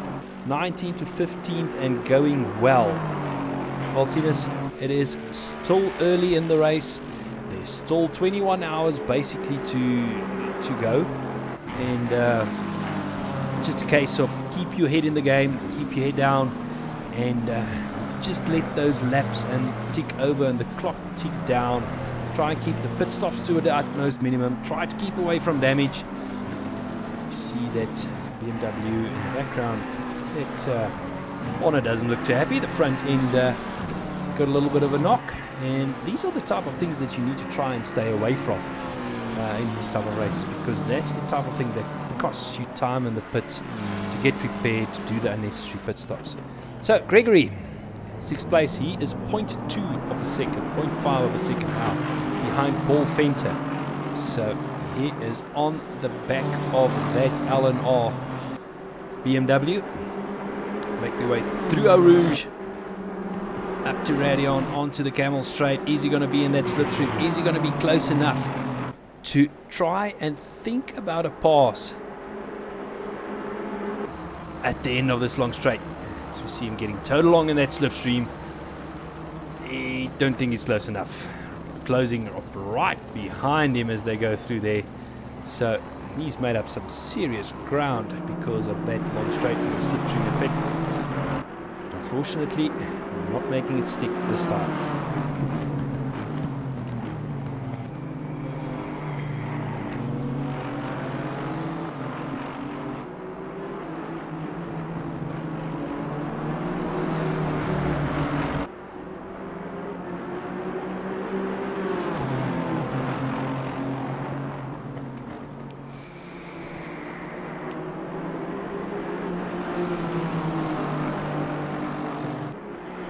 So they've made their way through the middle part of the circuit. Now they're coming up to sector 3, that long flat out section where drive through that sweeping right hander is very important to keep your foot flat, not let the car run wide. This corner that they're coming up to now. As they go through here, at this stage Gregory trying to get in that slipstream again, let Paul Fenter drag him along up to the bus stop chicane in order to try and make that pass. He is gaining and gaining and gaining all the time due off the slipstream, looking to the outside. Paul covering the inside line now. He's moving to the middle of the circuit, and that does not allow Gregory to get past. So next opportunity after the straight, the Camel Straight if I'm not mistaken, after Eau Rouge.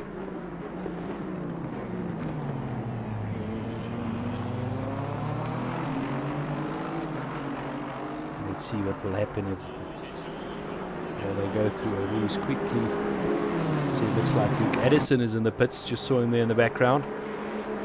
Just keep an eye on here if they are taking a lot of curb there, but actually it looks like he's lost a bit of ground, and now I don't think he's going to be close enough to make that pass stick. Yep, not close enough. So with Luke Addison pitting, that has pushed Dean Orkia up into first place. Luke Addison still stationed in the pits. We can have a look and see if they're going to do a driver swap or if Luke is going to remain in the car. But Dean Orkia has taken over first place with Luke Addison in the pits in second. Martin Rotenbach in third place, making his way around turn 1 on his way down to Eau Rouge. Christopher Radloff currently in fourth place. And then we've got this little battle here. Paul Fentry, Gregory Carney, which has dropped back a little bit to 1.5 seconds. And then further down the field, 10th place, Flip van Zyl, 1.3 seconds behind Otman Botha. So, although Botha got past Flip, Flip is still very much staying in touch with that Aston Martin, not letting him get away and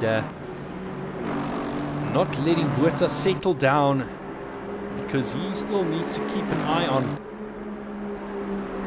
on that BMW behind him. We've got Jason McGregor currently in the pits, doing a pit stop, and then behind him Cameron De Bastos.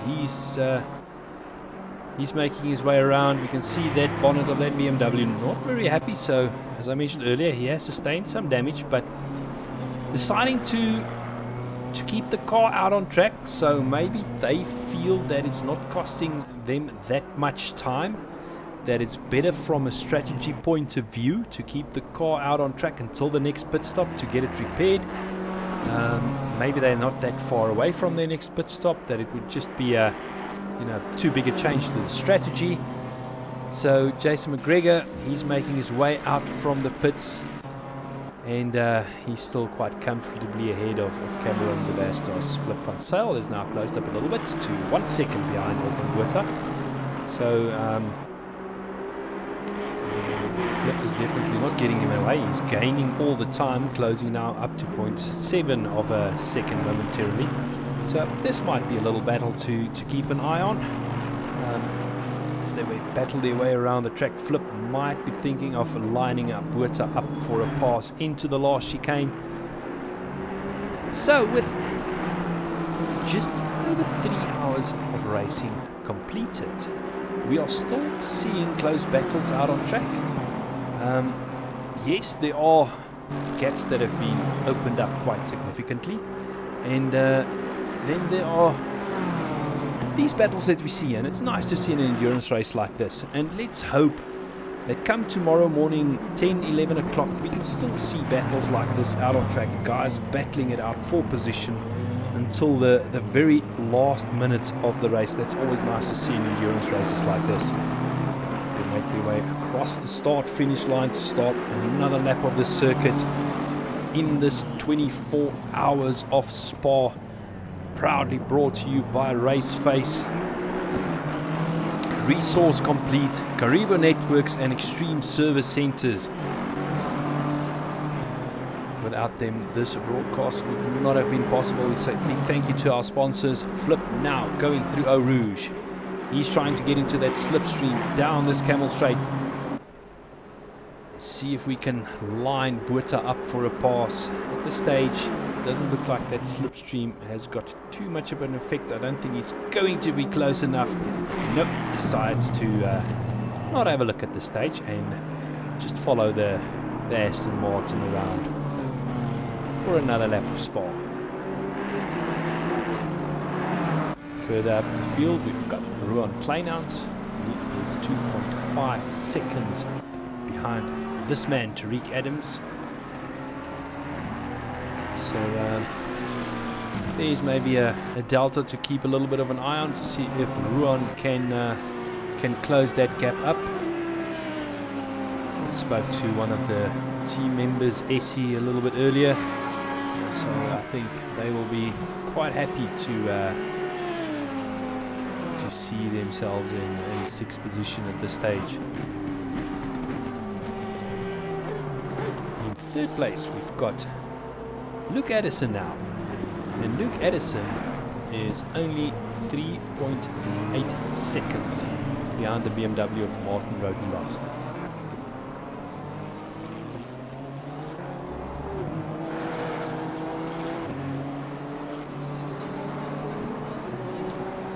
So let's quickly have a look at the amount of pit stops made. Currently leading out Dino Kier, they've completed 2 pit stops. Martin Rodenbach in 2nd place, they've also completed 2 pit stops. Interesting to see, 3rd place Luke Addison, they've had 4 pit stops on my timing sheet up till date. Paul Fenter, they've done 3 pit stops. Tariq Adams, they've done 4 pit stops. Ron Kleinhans, 3 pit stops. Altman Buerta, 7th place, they've done 2 pit stops. So at this stage, very much it seems like a lot of the field vary between 2 and 4 pit stops. If you look further down the field, also in 19th place, Gideon Renner shows that they've also completed 4 pit stops. So let's keep an eye on that to see that come tomorrow morning, 10, 11 o'clock, how many pit stops the guys would have done over the course of the race, over the course of 22 hours, 23 hours. I think we can do a little bit of comparison tomorrow morning, comparing the amount of pit stops to where they currently are standing in the race. Maybe it might be an interesting thing to see. Let's quickly have a look at positions gained. At this stage, Dino Kier and Martin Rodenbach 1st and 2nd place. They've gained 5 positions each. Paul Fenter in 4th place. They've gained 4 positions. As well as Altman Buerta, Flip van Zyl, 4 positions. And then at this stage, the biggest gains is Grant Sebastian in 12th place with 6 positions. And Werner Skuman in 15th place with also 6 positions. Peter Marr at this stage running in 13th. They started 13th, so I think they might be very happy with their running at the moment. But looking further down the field, Gideon Renner, because of that disconnect they suffered earlier on, 16 places from where they started. Reinhard Harman, 10 places from where they started. So both these cars are currently on a bit of a mission to fight their way back up the field, to bring themselves back into contention for the top places.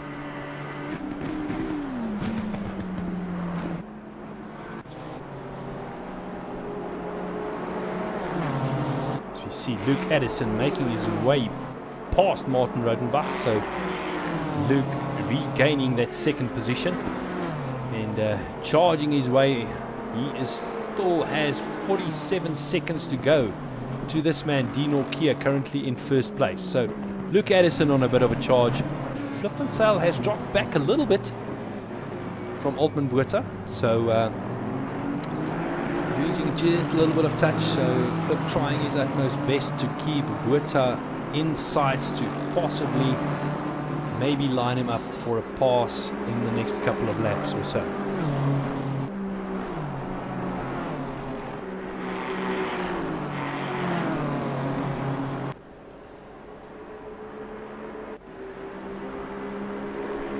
Francois Porti saying we started 20th and 13th now, so weird.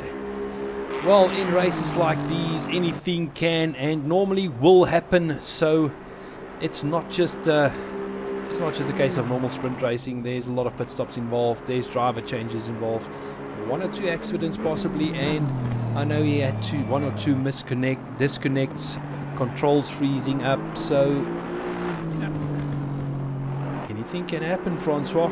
So currently Grant Sebastian, he's trying to make his way around Cameron Lebastos, making that pass stick. You can see that BMW of Cameron still sporting that modified air intake hood. Don't know how that is affecting the handling at this stage. And Flip Van Zyl all of a sudden 0.4 of a second, so don't know if Witter made a bit of a mistake, but Flip has closed that gap up by basically a second over the course of just this lap.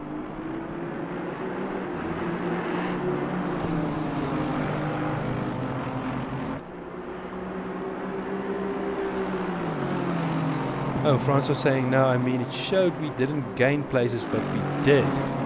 Well, Francois, I do apologize. Maybe it's just my software playing a bit of catch-up there. The deltas do sometimes tend to, or all the software sometimes, they tend sometime to catch up a little bit, to show us the correct information. So, currently, Flip Van Zyl 1 second behind Open Buerta. This is by far the closest battle we currently have on track. Also want to maybe keep an eye on his second place battle. I know Luke Addison made his way past Martin Rotenbach. Martin, he's opened up that gap now to 3.3 seconds. He is very much set his sights on Dean Orkier. He's making his way past one of the back markers, not a back marker, one of the lapping cars. So Luke will try and close down that gap. We're just going to stay a little bit longer with this battle between Open Buerta and Flip Van Zyl.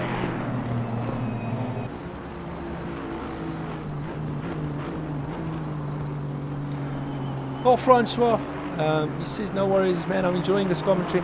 You're always welcome to come and join me if you want to and chat a little bit. So let me know how your race is going.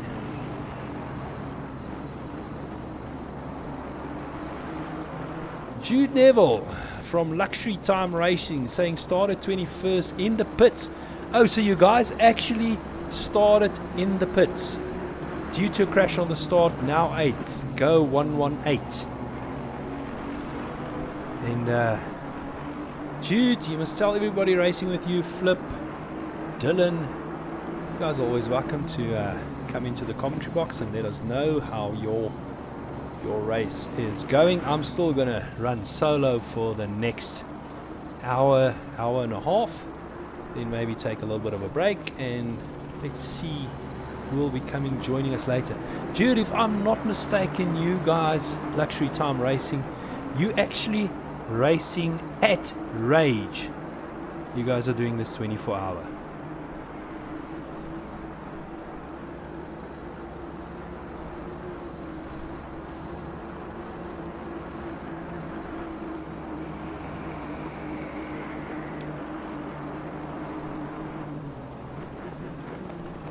They say most of us are. And how are you coping with the load shedding at Rage?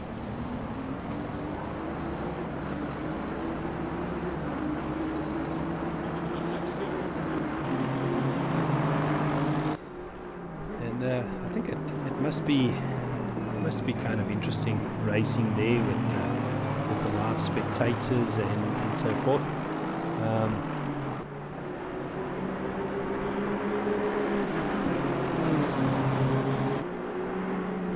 Doesn't exist. Okay. Didn't quite get that one. see one of the Aston Martins going out the pits. Flip almost going on the grass there, just avoiding the car going out the pits. Ruan Kleinans currently in the pits, and scroll down to 19th place. Reginald just coming out of the pits. So it does seem like there are pit stops starting to happen again, and that will obviously affect the gaps between the cars again. Flip van Zyl have now moved up to 7th position, 2 seconds behind Buerta, so Buerta has opened up that gap. Jude, you must tell Flip to to put foot and hurry up a bit. Might not know it, but I used to do some racing with Flip back in the day, and I know he very much likes that number 118 on the racing cars. If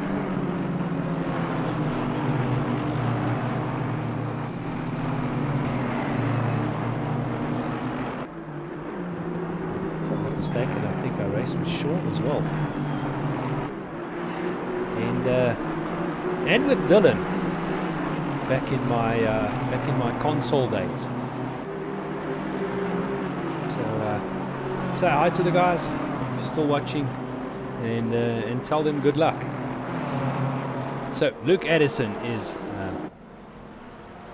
back in the lead as we wait for our camera to play a bit of catch up. Luke Addison back in the lead, and he's now 6.4 seconds in front of Martin Rodenbach. So we have seen that massive lead that they had earlier on disappear a bit, and they'll have to start building on that lead again.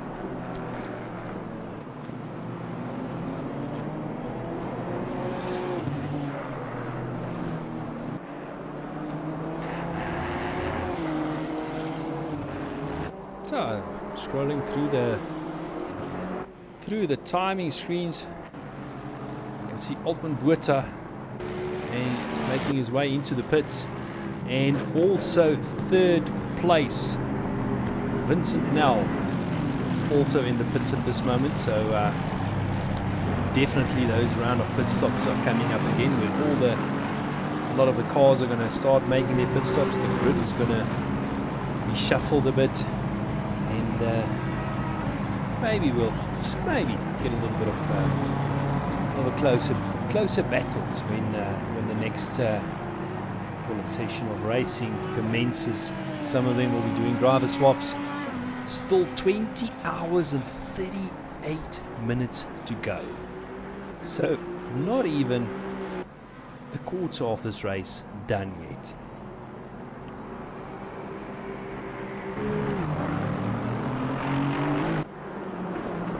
So Martin Rodenbach in 2nd position. Paul Venter now finds himself in 3rd position, but let's see how long they still go before they need to make their next round of pit stops.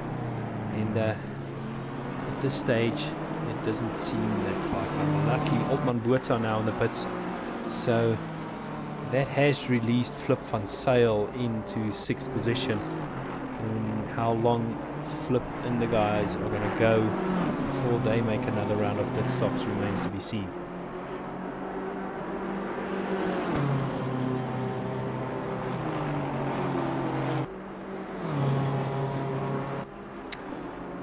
Just out of interest, how long does it take to do a pit stop around Spa? Well, majority of pit stops I see take in the region of about 72 to 77 seconds, depending on how much they do on the car.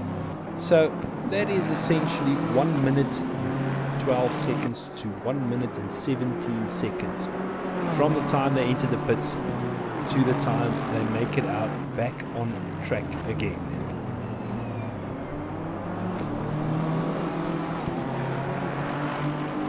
Van Zyl making his way around the track. He's now in 6th position after that pit stop of Altman Buerta, but after the pit stop, Cameron de Bastos 1.8 seconds behind Altman Buerta. So Buerta has just swapped one BMW, the one of Flip van Zyl, for another one of Cameron de Bastos. the modified hood or bonnet BMW with the additional Ram air intakes on. Wonder how long Cameron's going to keep that car out on track, but as I said previously, they obviously don't feel like they're losing that much time justifying doing a pit stop and having that car repaired.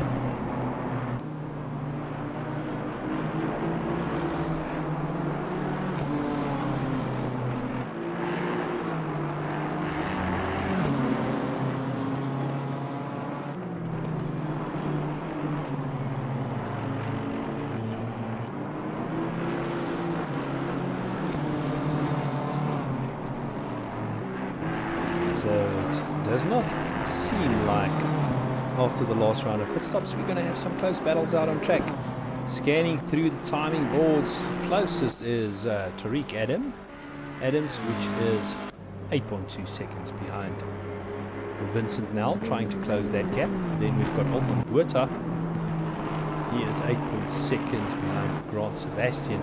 It does look like Buerta is opening up a gap to this man, Cameron de Bastos. And further down the field, not really Gavin Scruton. He is 11.5 seconds behind Dewald Nell.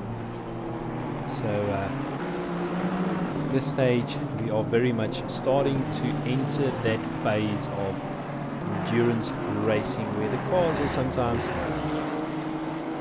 split further apart than what we want them to be, but I'm very sure as we see Paul Venter making his pit stop and also Grant Sebastian in 10th place also coming into the pits.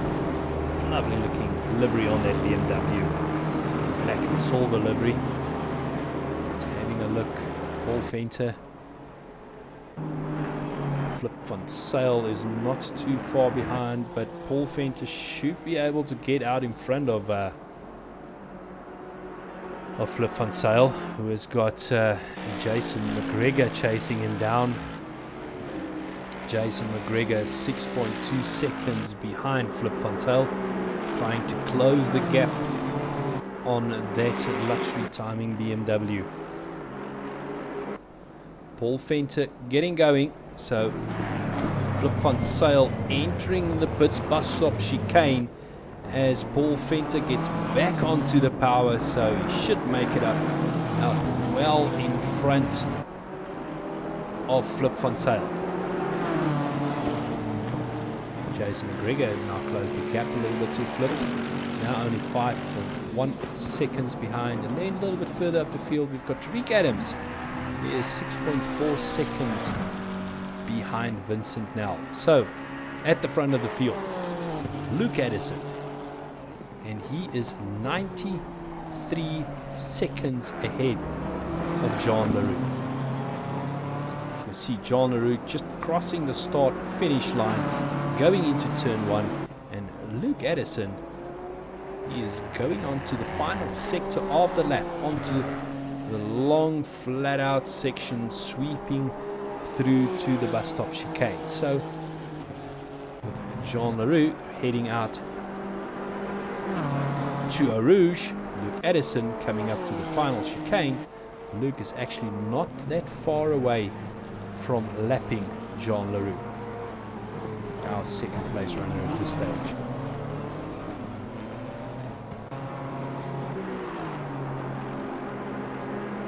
I wonder how long Cameron de Bastos is still going to wait before he brings that BMW into the pits to have the car repaired. As I said earlier, he's still staying out, so they still feel like they're not. As I said that, he comes into the pits. So he's going to get the car repaired, get a fresh nose on that car, maybe get a fresh set of tires, because driving with a damaged front end like that, you're bound to lose front end aero. So you're going to put those front tires, you know, under a bit more stress than what they normally go through. That will get him back out on track. We'll see where he falters out. But that has now released Aldwin Buerta. And Jason McGregor is now only 1.8 seconds behind Flip van Zyl. So at this stage, this is a nice little battle shaping up for us. As we look from above, we see there's Flip van Zyl going into the final chicane. So Jason is definitely making up some time on him. And let's see how this battle unfolds if Flip can keep Jason McGregor behind. So coming around the first corner, heading down to Eau Rouge.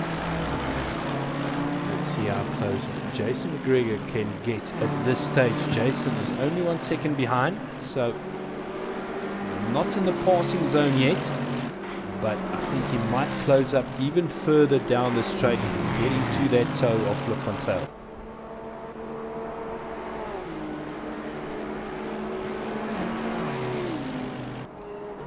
Definitely getting closer, but don't think he's close enough yet to attempt to pass there. So he's going to follow Flip van Zyl around for another lap, but he definitely closed up. Now only 0.1 of a sec. Flip ran wide and almost looked like he gave the position to Jason. So might be wrong. Jude, if you're still on the YouTube chat, maybe you can let us know if you decided not to fight Jason and the guys for that position, and maybe, you know, you're on a different strategy, racing different guys.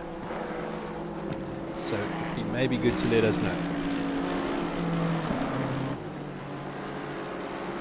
Smith Engelbrecht saying good afternoon all. Good afternoon, Smith. Thanks for joining us a bit in this 24-hour race.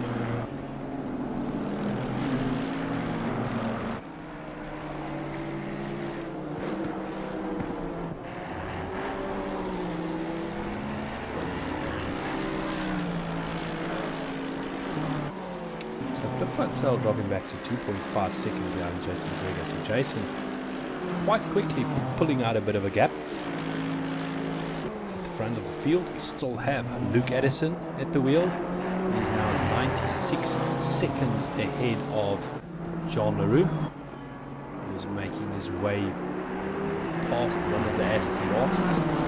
Then Vincent Nell, 13.8 seconds behind Jean Leroux, and Tariq Adams only 2.8 seconds behind Vincent Nell. So maybe Tariq can close that gap a little bit and give us something to talk about. Martin Rotenbach, goeie werk, Mr. Price. Well, thank you very much. I'll try my best, all by myself, because nobody wants to join me. Steven's still being busy until later on tonight. So you know, any company in the commentary box will be highly appreciated. This leg of the stream is going to go right through to 6 o'clock, and we're going to have an interview coming up with one of our sponsors in roughly about an hour's time. So it's good that you guys are keeping me company on the YouTube chat.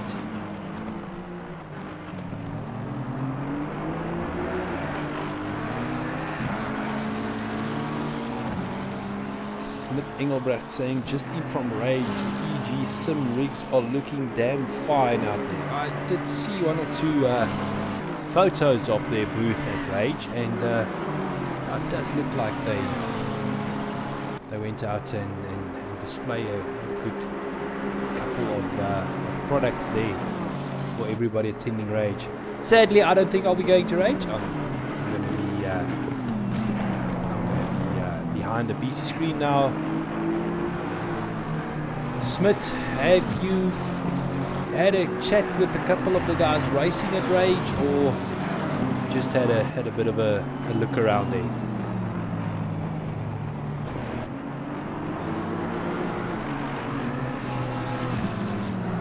So Tariq Adams definitely closing up at Vincent now only 1.8 seconds behind. So you can see Vincent just out of picture there as he went through. I think if we get a bit of a helicam view, maybe there we can get both cars into shot. As we see Vincent now approaching the final. No, he's still far away from the final chicane. My bad. But he's approaching the final sector now as he's going through the S's. 2 more corners to go, and that drive out of that last sweeping right-hander. This corner coming up now, very important. You need to be flat out through here, and the car does not understand. As we see Tariq running a little bit wide, but that should be fine for track limits. Francois Porti saying, you have got this, man, doing an excellent job. Oh, thanks, I hope you're talking about me. But thank you very much. So Tariq closing up, 1 second behind now. So maybe he will give us something to talk about. Closing right up under braking. That McLaren a lot better on the brakes than the Aston Martin. And being a mid-engine car, slightly better rotation as well. It can get that rear end rotating around into that final chicane. And now only 0.8 seconds. Just letting Vincent know he's there, and he's actually going to pass him on the inside.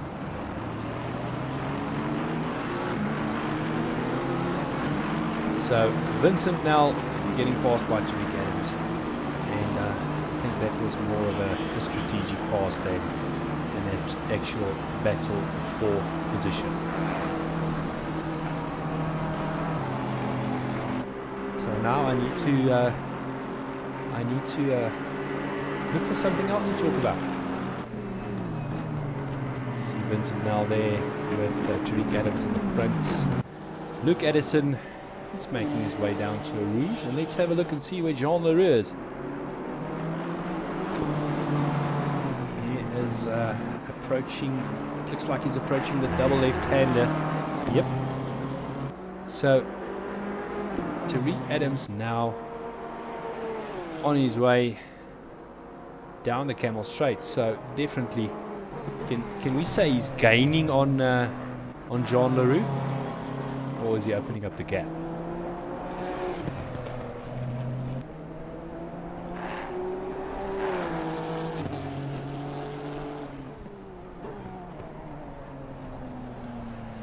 Smith Engelbrecht saying, nope, they were just getting ready to start the race, so I let them be. Looking to join yous in the news here as soon as I'm done learning most of the tracks. Yeah, Smith, that can be an interesting thing to learn all the tracks and so forth. But the advice I can give you is practice, practice, practice. The more you practice, as we see Luke Addison getting a little bit out of shape there, but the more you practice, the better it gets. There's some of these guys, and I think a lot of these guys, they've done thousands of laps on almost each and every track. I suppose not the newer tracks. Well, I think some of these guys will have completed well over 1,000 laps on them as well. So up to the point where the track almost becomes second nature for you.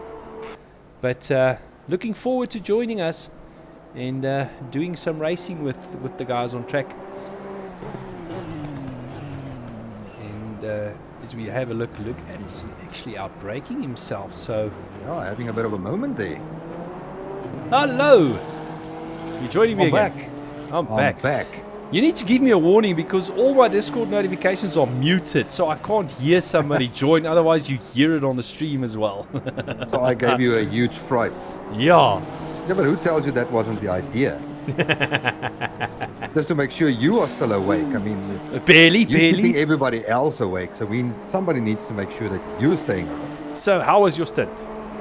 Well, like I explained to you when I spoke to you, don't screw it up in Eau Rouge. And I just pointed that out brilliantly when I screwed it up in Eau Rouge. So yeah, I had a bit of a moment there, just what I was talking about on the stream before I went out. So I jinxed myself.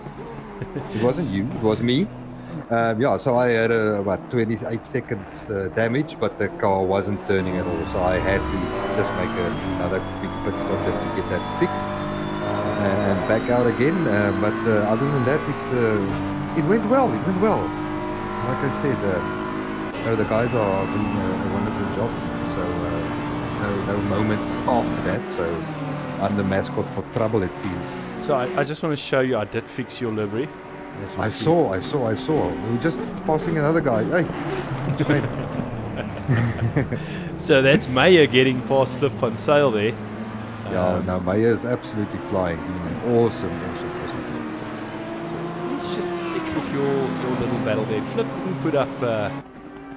didn't put up too much of a fight. I think at this stage, it almost seems like the guys from Luxury Time Racing, they are more on the strategic approach. They're not fighting unless it's necessary.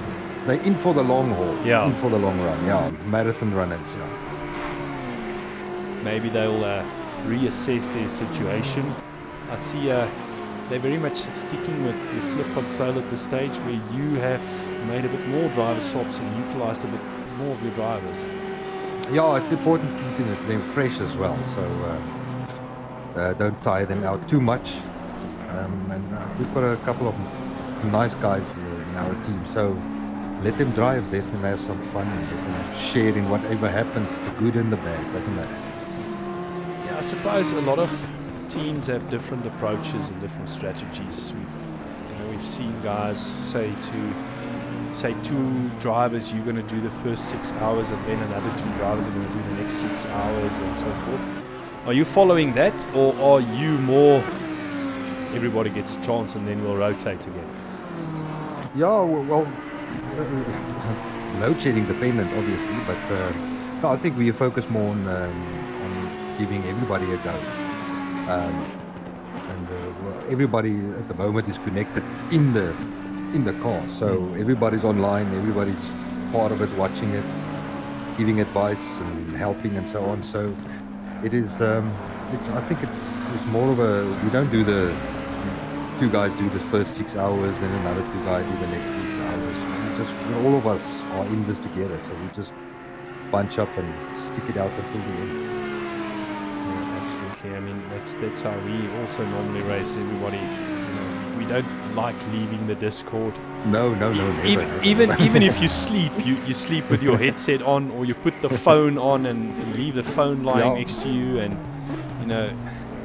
so. Well, the only problem is with wireless headsets these days. You have, at some point, you have to charge the thing. It's not going to last for 24 hours. So then we'll make another plan to get the latest news about how the guys are doing. Yeah, I mean, my headset lasts about 5-6 hours. So yeah, we're also going to have that. I'll also have to connect the cable sometime soon. Yep. No, me too. Hopefully I get a warning before it dies. I'm just quickly having a look at the battery level to see how we're doing at this stage, but I still seem to be fine. But I must say we've had quite a few nice little battles on track. I've been watching the stream and following our progress as well. So there's quite a few nice battles there. Saw some good racing so far, and it's difficult because you don't want to be the guy that bumps somebody else and so on. So when overtaking someone, you have to take it easy. Don't be too risky.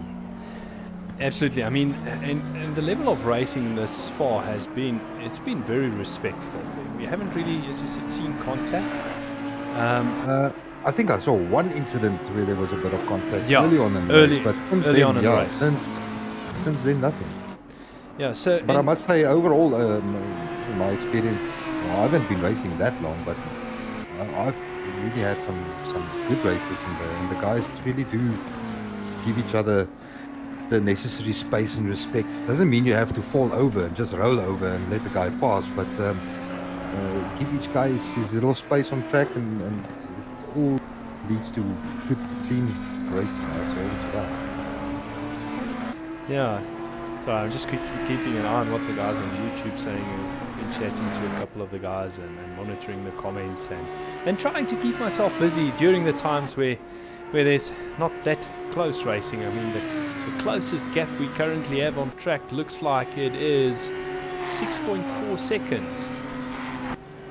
If I scan through it quickly, and that's Vincent Nell. He's 6.4 seconds behind this man, Tariq Adams. So I've been chatting a bit to the guys on the YouTube, and guys starting out racing and saying they must learn tracks and so forth. But I must say the community of RaceFace has always been a very nice bunch of people. I've only been racing since June this year, so you've been racing since June, and you guys are sitting in 7th place. Yeah, well, obviously it's a team effort, it's not me. But I only started racing in June, and by some hook or by crook, I landed in with a bunch of nice guys there in the source group. And yeah, and then so I was introduced to the RaceFace environment and the racing here, and I must say the guys are so friendly, and it's an awesome community to be part of it.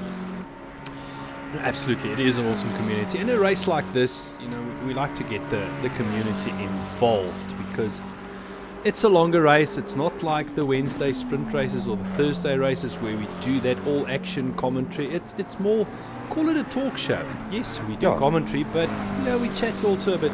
We invite the guys into the commentary box and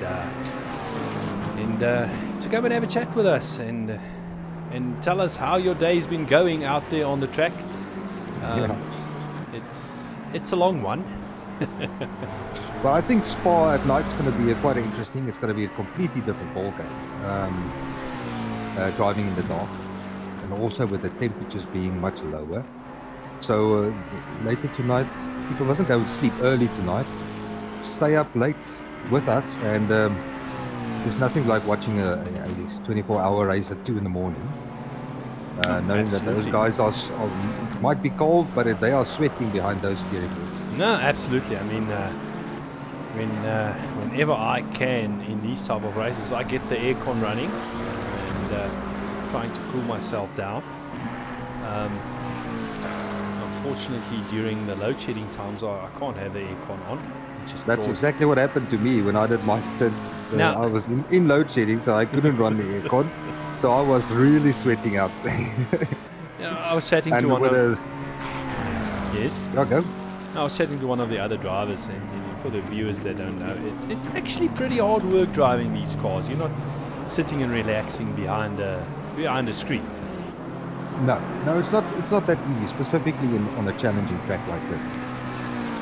You have to keep on it. You cannot relax and your eyes start wandering, looking at the spectators on the side of the road or anything like that, because you'll soon end up in a barrier, and then the race is completely ruined. So yeah, it's hard work, and that's also why we don't necessarily go for the long distance, just to make sure that you don't overdo it, because we're going to need all our teammates later on during the race as well. So yeah, that doesn't help. They're all flat box, and they can't concentrate when it comes to 4 o'clock in the morning. Absolutely. In a race like this, you need to make use of the resources that you have. If you have 4 other drivers, use them, because a mistake that we, and I'm saying we, and I'm talking about my teammate Stephen Koenig, we make that mistake of getting into that zone so much that we don't want to get out of the car. And enjoying it too much. And then you do a 3 or so or a 4-hour stint, and then you get out of the rig and you can't feel your legs, and you think, crap, we still got 20 odd hours to go. That's true. Well, like I know, I'm actually one of the slower guys, so I'd rather give the fast guys a chance to prove their worth. I just make sure that the team's full and that everybody gets a break and everybody gets a chance to race. Yeah, normally my teammates, as we see Derek Adam closing up on flip on sail, just making the pass there. But normally my teammates need to kick me out of the car sometimes. But force you to do that driver request button. Well, I'm going to be very honest with you and open on the air. We don't do that much racing in ACC anymore. We make use of another sim, and there the other guys can actually kick you out of the car. They can click a button that says remove driver, race as soon as you lift up on those jack stands. Okay, that's interesting. So they can make the decision for you. Oh, that's not nice. No, but well, otherwise they'll never get you out of the car, I think. No, you're having too much fun. It's that problem. You're getting into that zone, and you don't want to get out because you're doing good lap times, but while doing it, you're actually ruining yourself for the rest of the race. No, very true. Oh, Martin Rotenbach says, enjoy your stream also, Essie. Oh, thanks, Martin. Essie is quick for such a new driver. Yeah, so the likes of Luke Addison and Jordan Sherrod better watch out for. Okay, give me a couple of years. With an emphasis on years. I know but it's just fun. It's just fun. You know, when I started in June, now I was driving on a controller before that, and I got my steering wheel in June. And then I thought, okay, but I want to be part of something. I don't want to just do laps on my own. That's not fun. And so I started Googling South African sim racing communities and all that. One day I was in ACC and I went into the server list and I sorted the list out by pin to see if there's any South African servers. And that's how I landed up to the Source guys. Because I saw the server, they joined them, the Discord link was in there, went into the Discord, got to know everybody, and that's how I started. So I would definitely recommend to anybody that's sitting on the fence or don't know or has a passion for this, just do it. It's so much fun. Spending time with the guys and helping each other out, assisting here and there. And I've become a much quicker driver, more consistent driver, because I'm part of a community with guys that help you. They give you tips, they give you guidelines on how do they do this corner and what's a better way to do this corner, and that just makes it much better so that everybody can improve and then have some good racing. That's what's so nice about the RaceFace leagues and everything that we are doing now. Absolutely, and it's a race like this that also brings communities together. I mean, if we quickly pop over to Flip Van Sail in the Luxury Time Racing, I've actually mentioned before, as we see Flip heading into the pits, these are the guys from SARCO, South African Racing Community Online. I've done a lot of racing with them, done a lot of racing with Flip. I actually used to be with Flip in a team at one point. But there are other guys like Sean and Dylan all racing in this team. And then I'm quickly just scanning, where's our logistical nightmare racing guys? Who's in the car at this moment? I see Paul got out of the car. No, that's you. that's us, yeah.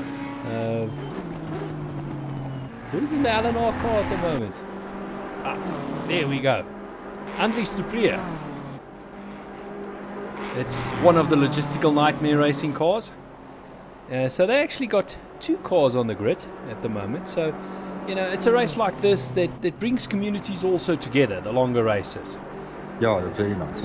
And you also see guys doing the endurance races that you don't normally see during the sprint and the GT series, because some of the people, they drive other sims, but come an event like this, then it brings those guys back and all have some good fun racing together. Absolutely. Coming back to Jeff Hancock's, he's driving with Doe Gerber and Paul Gerber. They also do Refined Racing. They are the guys from Refined Racing, and they also do iRacing with us. We race against them every other week, and they are Team Try Hard Racing. in RaceFace. So That's correct. another little community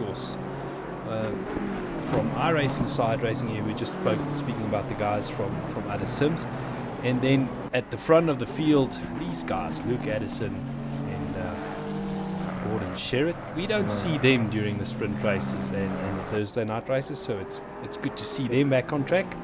Yeah, but it takes time to travel from Mars and Pluto to get here. I mean, these aliens, and when they get here, they just blitz the track. So, no, these guys are extremely quick. How do you like this?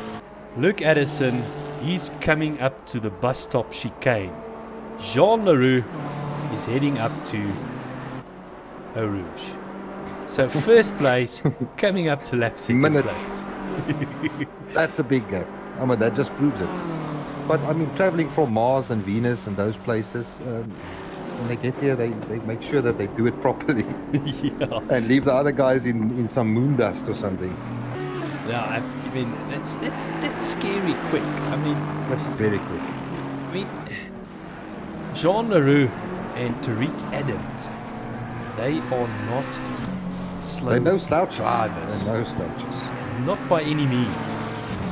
But I also think that, I mean, each of us has got like it must be a mental barrier thing, or probably an experience thing as well. I mean, I drive the Audi now, for example, today, all using the same setup, bar a few tweaks on traction control and brake bias and things like that. And then I drive the car and I feel like this is the absolute limit. I cannot go any faster. And then I look at the timesheets and it's like a 220. And I think, oh my hell. And then the next guy comes along with the same car and pops in a 280. So I think there's that mental thing as well, that once you reach that barrier where you start breaking a time barrier, like going from 220 down to 219, once you and that's my experience, once you break that barrier, it's like you never go back to the 220. It's like that's your new benchmark. Absolutely. And I think with the experience and the time on track, you start breaking those barriers down, and I think that's the only way in which you can ever go any faster. Because I don't know how those guys could do that, those times in then basically the same car. I mean, I'll be hanging onto my steering wheel like a scared little child if I have to go around the corners in that speed. You know, in terms of car setup, yes, it plays a role, but sometimes people like me and you, we tend to take the incorrect lines through corners, and that tends to lose us a lot of time.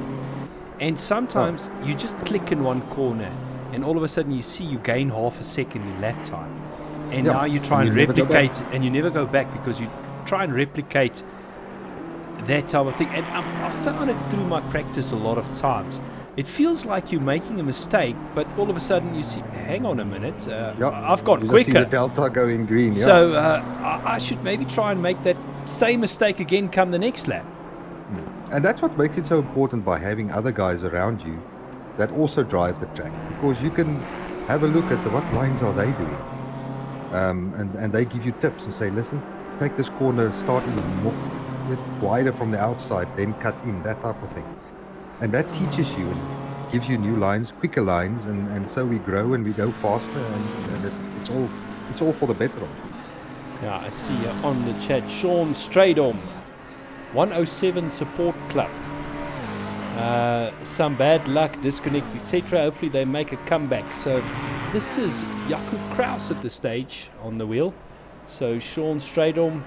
Sean, I think you are still from LNR, Logistical Nightmare Racing, also someone I used to race with, supporting Car 107, Jakub Kraus and the guys. So there's some fair amount of support out here on the YouTube stream.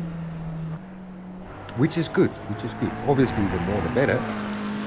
I mean, even for the guys that have the bad luck with the disconnect, like some of the teams have had today. I mean, in the end, just finishing the race and finishing well is also an achievement in itself. So, a lot of these teams, I mean, all of them have put so much effort into preparing for today that unless a catastrophic event happens, I don't think anybody will just get up sticks and go home even if they have some bad luck, because it's an achievement completing a 24-hour race like this.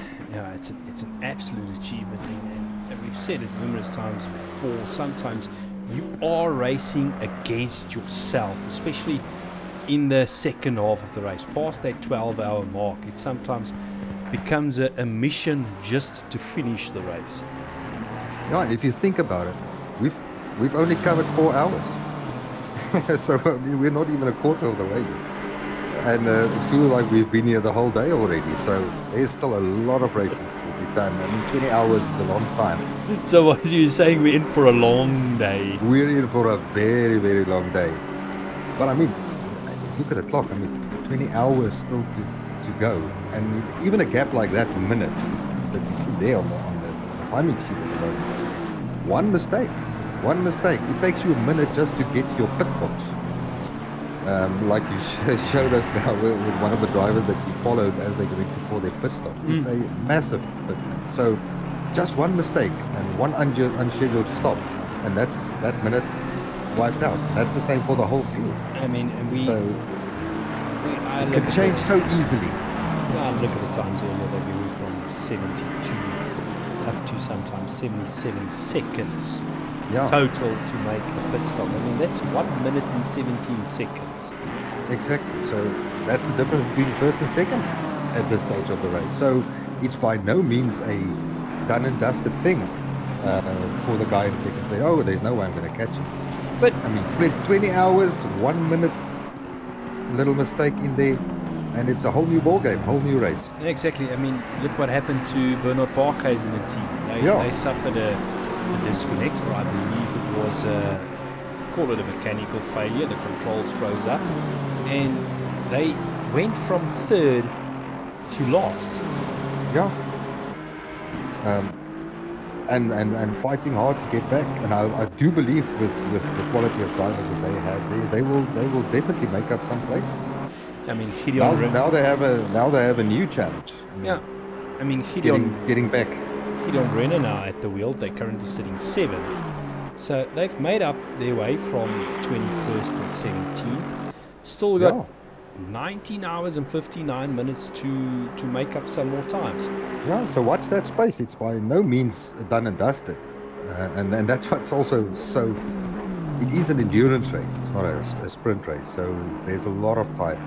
And 1 minute mistake here and there, and it completely changes the whole dynamic of the race. So yeah, stay tuned. Don't go anywhere. Get some popcorn, get some coffee, and stay tuned. I just don't know how we are going to sound 4 o'clock tomorrow morning. Might sound like Russ, but yeah, I think we're gonna our tongues might start slurring from tiredness come 4 o'clock in the morning. But I think the racing will still be close, and maybe there's something to keep us entertained. Yeah, maybe some new guys hop into the commentary box to keep us company and try and keep us awake as we watch the guys go around the track. And at that stage, we're going to just watch a bunch of headlights go around the track as we see Tariq Adams going on past one of the other McLarens. But LaRue is quite close. Tariq Adams actually passed John LaRue. He's now 1.5 seconds behind Tariq. Oh, okay. We can see if he can open that gap up, but the McLaren's gonna come into his way a little bit. And it's I had to slam on the brakes a bit there just to make sure he don't run into the back of that McLaren. Yeah, so that's gonna release Tariq a little bit. So now 2.3 second gap. But we can have a look. We can keep an eye. This is the closest battle currently on track. Keep an eye and see if we can get Tariq Adams in check. But the point I want to make is this man, Luke Addison. He is coming around. Looks like he's on his way to the S's and go on to that final sector. And Tariq is coming up to the bus stop chicane. So I think Luke is now only, must be about 15 seconds behind Tariq in second place. Yeah, it does look like it.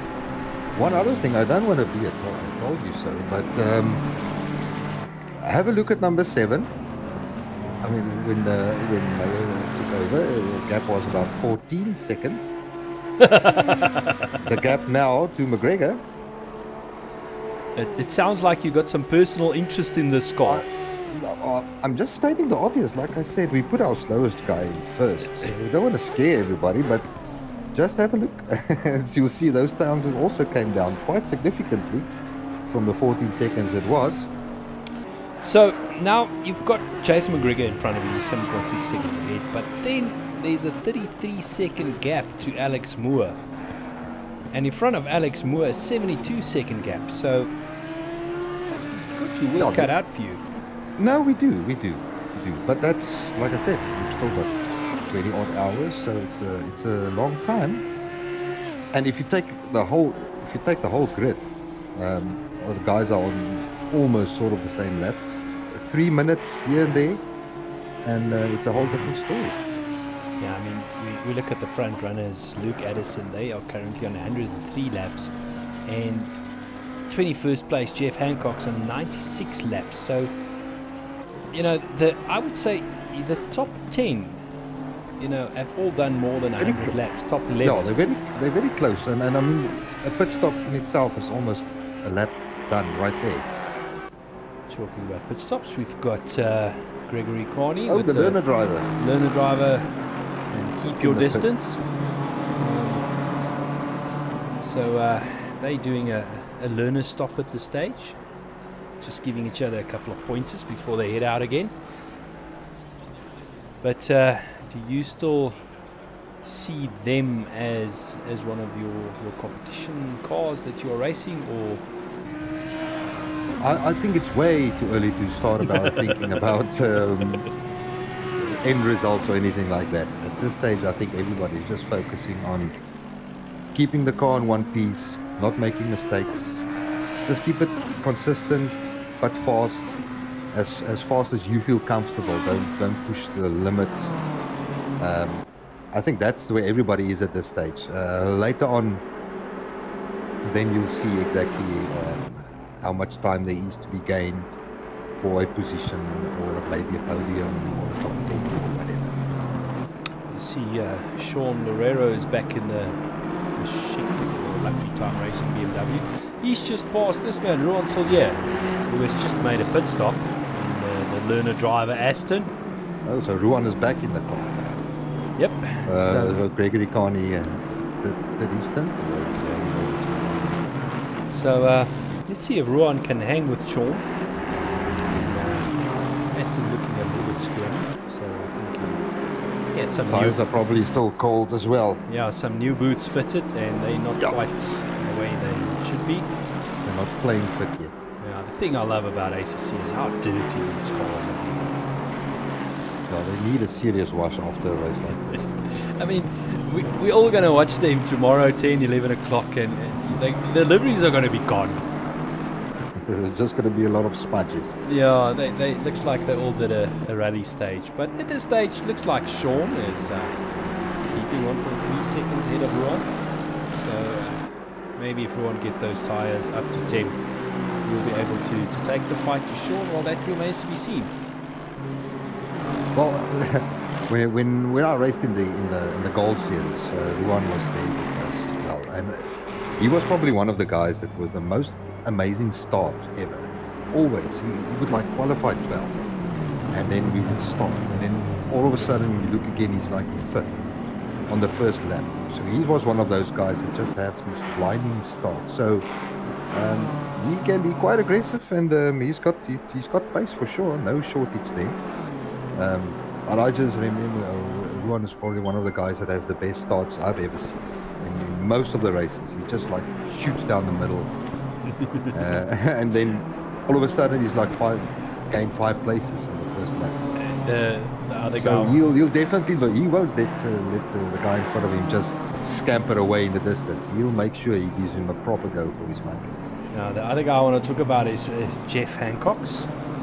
We can call him Jeff Send It Hancocks. He can give Daniel Ricciardo pointers on how to lick it and send it. I mean, I've raced against Jeff numerous times in the past, and me and him have raced GT3 cars like touring cars, you know, if you still have both mirrors attached, you haven't raced, and Well, then it was a boring race. yeah, no, then it was a boring race, and I remember this one race where me and Jeff, we went at it, and you know, we both landed up on the grass, but all in the sense of good fun. It was a fun race we had, so it wasn't all that serious. And after the race, we said, well, we both knew that was not going to work, but we both didn't back out of it. Yeah, it's always a question of going into a fast turn side by side. There's always that question: is who's gonna lift? And Well, sometimes you think, okay, no, the other guy will lift, so you keep your foot in it, and then he thinks the same thing, and in the end, at the apex, you arrive both side by side, and it just ends horribly for all concerned there. we've got on the chat, Seb's Gaming says so much fun, double stint just before load shedding. My game crashed input just before handover, and I didn't hand over. Whole team had to rejoin server. Hashtag 24-hour life. Yeah, it's all part of a 24-hour race. That's one of the worst luck you could have, is that disconnect like that. When we did the Kyle Army last hour, 24-hour last year, it was myself, Steven, then did it for Matt Demption, and Jason Gibson. And we were 4 drivers, and when Jason got into the car for his first stint, none of the controls worked. And we had to disconnect, and we cycled the drivers again, and when Jason tried to get back into the car again, it still didn't work. So we had to then do the 24 with 3 drivers. That makes a big difference. Yeah, but we suffered 2 disconnects because of that. So you were speaking about anything can change, and literally anything can still change, and sometimes it can change in the last hour. It's Ruan having a look there on the inside, man. He's gonna make the pass. So he got those. Like I said, he got the elbows out. He doesn't flinch. He just goes for it. Sean having to get out of the way for, who was that? I think it was Jason McGregor. So Sean losing out a bit there to Jason, who did a lap on him. But we were speaking about, you know, trying to get those tires up to temperature, and it certainly seems like he made that stick very quickly. So I wonder, the luxury time racing guys with the chic hydro on the side and the splashes of water of the car, I wonder if they're expecting rain. Well, or they're preempting some close shaves on track. Excuse the pun. True, no pun intended. No pun intended, but have some close shaves going through our rouge. That's the only way I can think about it. I don't know if that was the idea behind it, but it worked. And I just want to apologize, Flip, Dylan. Sorry for that one. But it's true. I mean, it's. I saw those splashes of water on the car. I just thought, you know, maybe they anticipating some rain and decided to get the car wet beforehand. But I must say, I mean, some of these cars, deliveries are absolutely stunning. That's one of them. I mean, to be able to get that car looking that good, it's not easy. So hats off to them. I mean, some of these cars look absolutely beautiful. And that's also an opportunity for the guys to display some of their other abilities, like graphic design and all that. I mean, showing off your sponsors and everything. So I mean, the guys do a lot of. They take a lot of pride, I think. No, absolutely. In putting a car on the track that looks good. We're having a look at your car. Your car has also got an awesome livery on it, and I don't think the general public knows how much time goes into making a livery look like that. It's mind-blowing because, I mean, it's so intricate and so detailed. I mean, I can't do liveries on ACC. I can do liveries on iRacing, and you know, I can tell you sometimes a very basic livery can take you 2-3 hours to do. and while you're doing it, you're losing track of time. You're lining up a logo, and all of a sudden you see an hour is gone. Yeah. Because of the way the wireframes and the 3D modeling works, it's extremely difficult. But hats off to the guys. I mean, some of these cars look absolutely beautiful. I mean, ACC very much works like iRacing. You change the livery, then you go back to the game to see how it looks on the game. You're not entirely happy with the position, then you change it again. You go back again. You're still not happy. You change it again, and it's a back and forth the whole time. Yes. And we went for the binary code theme because of the team name being source, like source code. So that's why we've got the zeros and ones on our cars. All the guys in the team have the 0 and 1 binary code theme on their cars, depending on what they're driving. Mercedes, Aston, Porsche, and so forth. But it takes a lot of time. But it's something to be proud of as well. I mean, this water effect on that BMW is just beautiful. Absolutely. I mean, lining up all those water effects, modeling it, and making both sides kind of look the same. That takes some doing.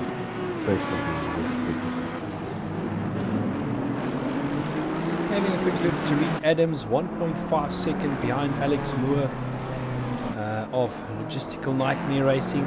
Speaking about other communities getting involved. I love on the back of this BMW how they incorporated the South African and the British flag. It's quite unique. Like I said, those are exactly the type of things that you get an opportunity to put those small little touches on something that makes it personal for you and your team. And it's great that the guys get the opportunity to show it off on the stream like we have today. I mean, that's a beautiful piece of combinating work there that that little flag here on the hood. It's beautiful. Yeah, it's all these small little touches. Is some of them you don't notice immediately as you look at the cars, and after a while looking at them more and more, you see small little detail creeping out on the livery. Having a look at the front of the field, it's just also a funky looking livery from Jordan Sherritt, Luke Addison and the guys. Almost looks like those tutti frutti type of livery sauces that you get. They decided that they're going to stand out a little bit. This is keeping true to British colours, the white, blue and red on the Aston Martin. Looks good as well. A little flag on top. What's it? Beach Dean Country Dairy Ice Cream. And I think I don't know if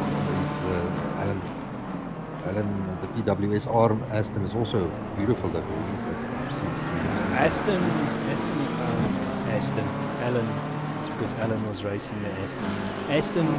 Let's try that again. Alan has done some, quite some awesome liveries throughout the years. He's also done a couple of liveries for us in ACC when we raced. And they also, with that yellow that they've got, they also tend yellow to stand and black out. with a PWSR. I mean, that it looks awesome.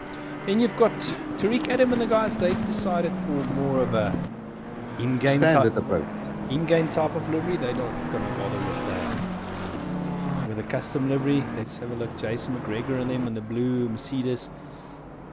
Kind of like the blue. It's a very basic liveries can also be very nice. Yeah, specifically with the effects that you can put on with the chrome and the metallic and the satin. So you can make it. You can still make it your own, even though it's still within the game itself. Sweetly, just to catch up. Alex. A lot of guys close together there. Well, yeah, that's what I'm quickly looking. Straight. And Alex Moore 1.8, now 2 seconds behind Tariq Adams, and Sean keeping up with Guetta. He's not letting him get away now, 1.3 seconds behind. So maybe the guys are gonna spoil us with one or two battles, in this part of the race. But to remain to be seen. But Alex has now dropped back 2.5 seconds back from Tariq Adams, and it'll be interesting to see as well where Jason McGregor's team rejoins after their pit stop as well. With the likes of Buerta and Loureiro, these guys. Let's see, Jason is still stationary in the pits. Buerta is... They're coming thick and fast down closer to the start-finish straight. So Jason got going. I think they are just... He'll be clear, I think, with these guys. But Sean, 0.2 of a second. He's going side by side with Buerta. So now dropping back to 0.8. Sean just there behind. So he's keeping you guys company. Nice little battle developing here. So what would be the strategy in a case like this for you guys when you're not finishing? In a case like what exactly are you referring? Well, stuck in the middle of a sandwich, or not necessarily stuck in the middle of the sandwich. You've got 19 hours and 40 minutes to go. When you're battling it out with another car, inevitably it happens that your pace is slower. You tend to lose that second or so lap because you're battling the car behind you. Do you guys decide to take the battle head on, or call it strategically, let them go and carry on your merry way, because over the long run it might be the fact that you're going to lose less time by doing so? Yeah, I think that'll be the more sensible thing. Obviously, your guys within your team, they would know exactly who's the guys that you are racing at that stage. So they'll be able to tell you, listen, like for example, this is Sherrod, that team, so you know that they are going to be quicker than you. So in a case like that, it might just be better, safer just to say, okay, just let them go, because you're not really racing them in the end. Yeah. But if you... contact. Oh, there's contact. There's contact. Oh, well done. Aston, just on the inside of the racing line, and the cars are going to come up to him very quickly as the camera just switches out there. But there was a bit of unfortunate contact, and that's stuff that you need to try and avoid in races like this, because that can cost you dearly in terms of lap times and those sort of things in the long run of things. Yeah, definitely. Especially like a situation like there. I mean, when I did my stint and I lost it through Eau Rouge, I ended up spinning sideways or sliding sideways into the wall there. Although I repaired the damage to the car, I had this constant flat spot vibrating effect on the tires. So that spin like that also damages your tires, not only bodywork. So you also have to think about that.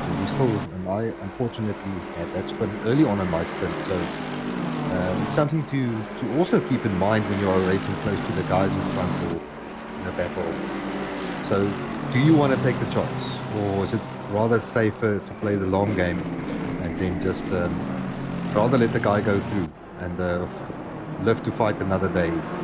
You might lose that battle, but you're aiming to win the war in the end. I mean, that's one of the things in this type of endurance racing. It's still a very long road ahead. So, and that's why I asked the question, because sometimes it's not worthwhile getting involved in these type of battles. No, true. Well, hopefully they didn't get too much damage from that. It didn't look too serious, maybe some side damage or something like that, but luckily I didn't think anybody hit the wall or anything hard like that. So just some tires, scrubbed, some damage on the side, nothing too serious.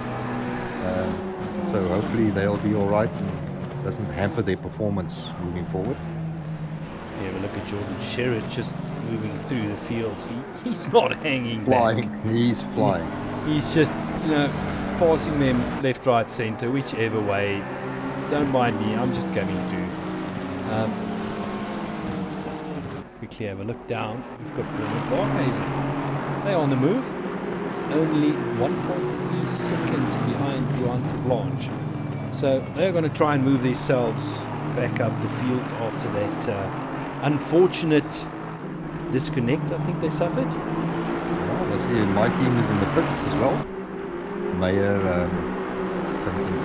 hanging over, probably. Ethan Lacuna. Ethan, how are you this afternoon? He says, love the commentators. Thank you, boys, for doing this. Well, Ethan, we're not really sure what we're doing, but it kind of looks like a success. We're talking a lot of nonsense. Hopefully, we don't offend anyone, and we just keep them entertained for 20 more hours. That's all. Yeah, as I said at the beginning of the stream, we're going to do this a bit differently. It's not going to be that action-packed commentary of at this stage. We've got Johan Blanche, he's 1.8 seconds behind Bernard Barkhuizen, and then they're going side by side. We're not going to do that. We're going to have a nice, relaxed chat about the racing, about who's doing what. And so far, nobody, Ethan, wanted to give me strategies. Okay, so it looks like we've got Jan in our car now. So, when is your next driving stint? I've got no idea. I'm the slow guy, so when they need me, then I'll be there. But it'll probably be in an hour or two, maybe. I'll give Jan and Henry only arrived now, so we had to keep the fort, keep the wheels turning in their absence. So we'll give them the opportunity now to make sure that they put in some good lap times for us, and then we'll see how it goes. I think at some stage during the race, you'll also see the guys that are still fresh, and you play the strategy as it goes. We're not that set in a specific way that we want to do it. I think it all goes about, are you feeling good in the car? Is it responding to the way you drive it? And I think we're all big enough to come to a point where we say, listen, yes, I'm not feeling it today, so I'd rather give my stint to somebody that's quicker. Because you don't want to be the guy that after 18 hours goes and breaks it going through a rouge or something like that. I mean, so it's interesting. I don't know how other teams do it, but I think we are a lot of casual guys just enjoying it. So it mustn't be too serious, I think, as well. Then you lose the fun of it. So Ethan saying to you on the stream, SEC, my drivers are going to need a nap. Yeah, I'm like the reserve pilot, I think. I'm just when the autopilot's on, I'll just take the controls and make sure the thing doesn't crash. That's the only thing. That's the thing I wanted to ask you, because that is something I have seen in these long endurance races. Come what we call the graveyard shift, that's like 10 o'clock at night until 6 o'clock in the morning. We do sometimes see the teams putting in a slower driver or slower drivers that handles that graveyard shift. Do you think it's something we're going to see tonight again? I do think so.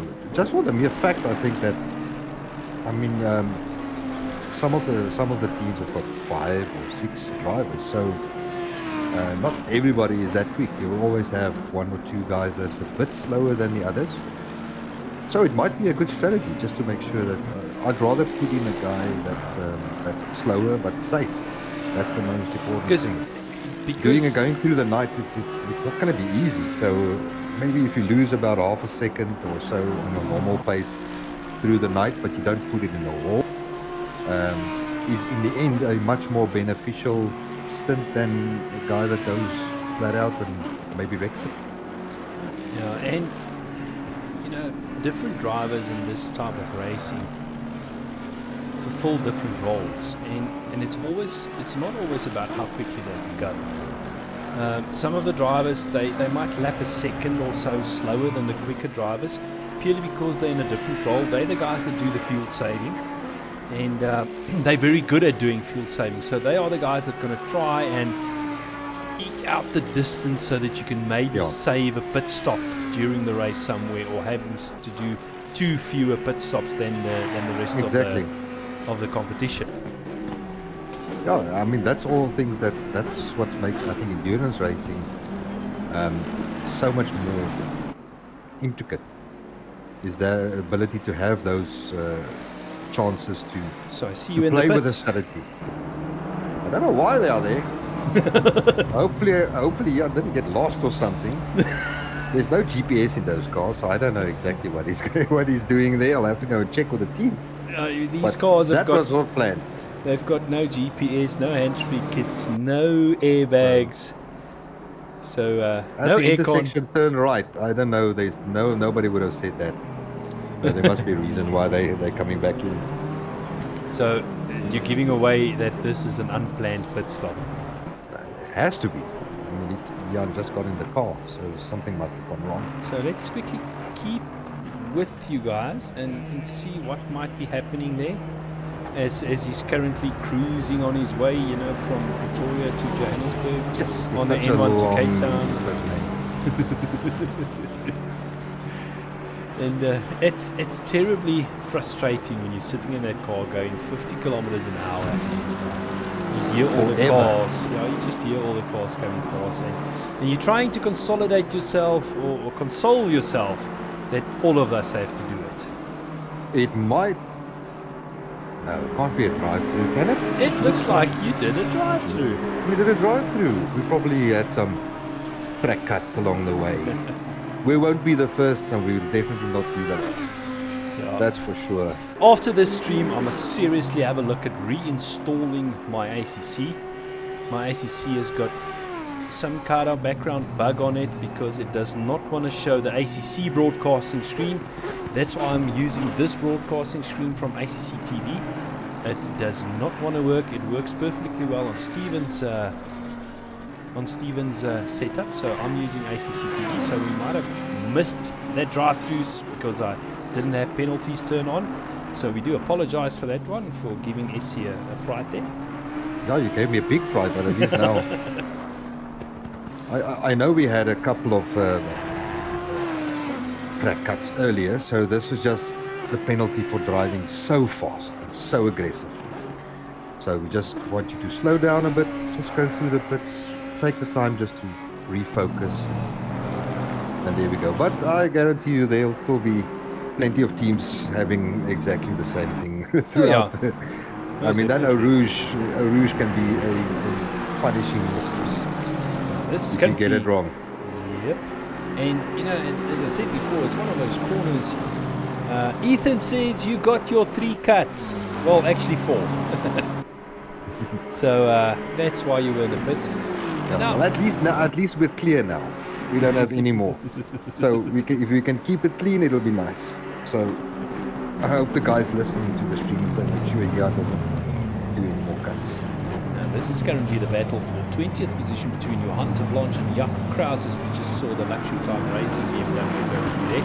So Johan trying to get himself up to Jaco. He's now 1.3 seconds behind. Jaco will have to give way for the BMW as well, so hopefully then Johan can make his way and close that gap. But I see Bernard Parkhuizen is back in the car, so yep, he's doing a little bit of lapping there as well. Oh, that Aston's going to start flying again soon. Yeah, Bernard's one of, can we call him one of the quicker drivers at RaceFace? Oh yes, no doubt about it. Just dear now, I hope I pronounced that correct, says, hello commentators, awesome work. Well, good afternoon. Thanks. Seb's Gaming, also great job commentators, thank you. Good afternoon, thank you very much. We're trying our very best. Trying to stay awake for 20 hours. I don't know if we're going to do it. We'll try our very best. I assume, Essie, you're going to have some rest a little bit later before your stints? No, well, not necessarily. Okay, I need to pull people over from the interview room. We quickly need to do an interview with one of our sponsors, so I'm just going to get them into the commentary box quickly. You carry on with that. I'll go to check in how it goes with my my teammate there on the other side. You do that, and I'm quickly going to pull everybody into the commentary box. Essie, it's been a pleasure chatting with you. I hope we can chat to you a little bit later. No, and I'll see how it's doing as we go. I'll be in and out as we go. Awesome stuff. Joining me now. Chat to you later. Joining me now in the commentary box, we've got Gavin and we've got Darren. And hello. How are you guys doing today? Now, Hey, good in yourself. I hope I'm pronouncing Very this well. correctly. You are from one of our sponsors, Karibu Networks. That is correct. That is 100% correct. Now, firstly, I want to know, how's the race going so far? It's been interesting for us. We had a bit of a introduction to one of the walls on the first stint, and then when Tinas finished his second stint and swapped over to me, none of my controls would work. So we had to completely disconnect, reconnect in order, and then carry on from there. And But mind you, who have you got in the car right now taking the fight? that would be Reino Peterson. He's in the car, and after Reino does his stints, it'll be Devin Annie's, or hopefully it'll be him, depending on what load shedding does, because he's supposed to have power, but he does not have power as yet. So either myself or Tinas might be jumping back in the car. And it's the same for all the teams. The load shedding tends to change all the time. And how are you guys coping with it? Are you figuring it out as you go, making it up as you go along, or? Well, at the moment, our current schedule is revision 5. So we had everything planned yesterday. We were all thumbs up. Then we saw the change in load shedding schedule this morning, so we changed it again. Then the guy said, no, I'm not available this time, so we changed it again.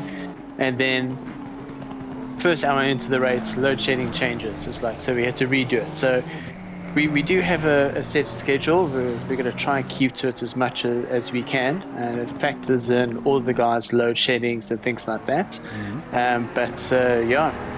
Like what's happening with Devin at the moment, he's supposed to have power. He doesn't have power, so things can change in a heartbeat. So it might sometimes be a case of where you might be on the radio and you go in Reino, we're reverting to plan F. Insist you, but I'm only having until plan C. Yep, there's like, well, things have changed, buddy. So, but he's doing well. So you can see him on stream there. He's actually doing a good job. So we're quite happy with our progress so far, from basically going from 10th, going all the way down to like 19th, and now we're clawing our way back up. So yeah, but it's a 24-hour. It's a long race. Anything can happen. So, but I'm really glad to see all 21 cars still in it, though. That's the thing about these long races. Literally anything can happen. Somebody can suffer a disconnect, and currently you're in 15th. All of a sudden you find your way fighting, or you find yourself fighting for the top 10. But that's not why we are here. I want you to tell me more about Karibu Networks. What products you guys offering? What target markets you have? What is it that you guys exactly do? Well, I think Darren can probably answer that question a lot better than I can. Alright, first of all, thank you so much for letting us obviously sponsor the event, gents. Really appreciate it. So long story short, Karibu Networks have been around since 2010, and we've grown from strength to strength. We're sitting at just under 30 guys in the team right now, and our products and services range basically from your server storage, server connectivity, Office 365, cloud hosting, backups, antivirus. Let's just pretty much say we're a all-in-one solution. We're pretty much an all-in-one solution. The only thing we don't actually offer at this stage is let's call it programming as per se. I'm sure you guys have heard of ChatGPT, which is changing the world. So we pretty much do everything, just not programming. So yeah, connectivity, servers, backups, end-user workstations. Our key target market is obviously the SMB side, up to your larger corporates, and we do assist, your end home user here and there. But yeah, we are specifically targeting the SMBs to your larger corporates. Now, is there a specific area in South Africa you're operating on, or are you countrywide? We are countrywide. So effectively, we have a team, a Karibu Networks team based in Durban and Johannesburg, and we have smart hands down in Cape Town, and we are looking at extending our footprint to Cape Town. So yeah, we are national. We partner with a lot of other MSPs throughout the country. So yeah, we have, in theory, a national footprint. I mean, yeah, it takes quite a lot of effort to get a national footprint, but yeah, we definitely cover that.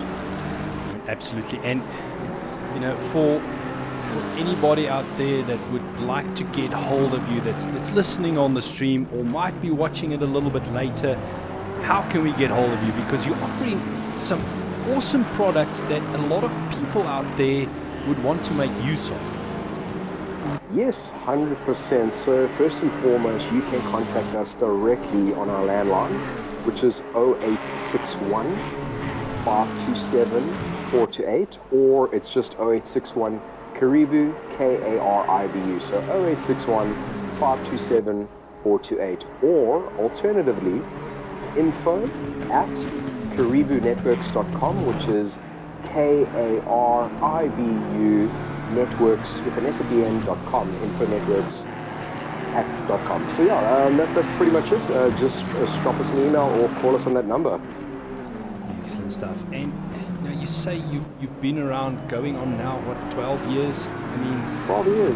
Yeah. 30 guys already in the team. It pretty much sounds like you guys are going from strength to strength and going to keep on growing in the near future. Well, that's the scary thing. Just pre-COVID, we're just, a humble bunch of 10 guys, and rocky road, what's going to happen with COVID? And COVID hit us, and we're like, wow, a hell of a lot more business was out there, and we just grew. We grew exponentially, and that's where my good old friend, who's obviously a part of this racing, Gavin Scruton, we're long-time friends. We've known each other for close to almost 20 years, and we actually worked together at another company. And we joined forces about a year and a half ago, Gav. Yeah, it's a year and a half ago. May last year. Excellent. May last year. Yeah, so Gav is my tried and tested mentor. I lean on Gavin a lot in terms of the business management side, and we've just grown from strength to strength. Almost 30 guys at the moment, so pre-COVID 10, we've almost tripled in size, and we continue to grow. We're in a fortunate space. I mean, a lot of guys aren't. We're not gloating, but we're just happy where we are. So happy to sponsor events like this, and we actually, fortunately, we were purchasing some new office space, and I was actually chatting to Cameron and one of my other partners, actually about getting a sim rig in the office, getting our actual guys behind those sim rigs, and maybe mixing work with pleasure a little bit. Exactly. Well, there's no play, no hard work. It has to join. Well, it's also, and you sometimes don't have that much to do. A good way to get in a bit of practice for these type of races. Yeah. 100%. If I could do racing at the office, I wouldn't do any work. So it might not be a good idea for having a sim rig in the same office as me. Okay. But if you got the sim rig in the office, wouldn't that be called working? True. Yes, technically, very much so. No. So it might be an idea, but it's absolutely brilliant talking to you. Thank you so much for being one of our sponsors. Oh, thank you. And how are you going to do in this race? Are you going to see it through? You got that finish line in mind? No matter what happens, we're sticking it through. It's one of the mottos of the Try Hard Racing team. You don't quit. You stick it through, even if you come last or whatnot.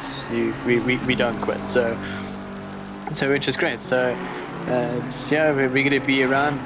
We are aiming for, fingers crossed, we were aiming for like a top 10 sort of situation.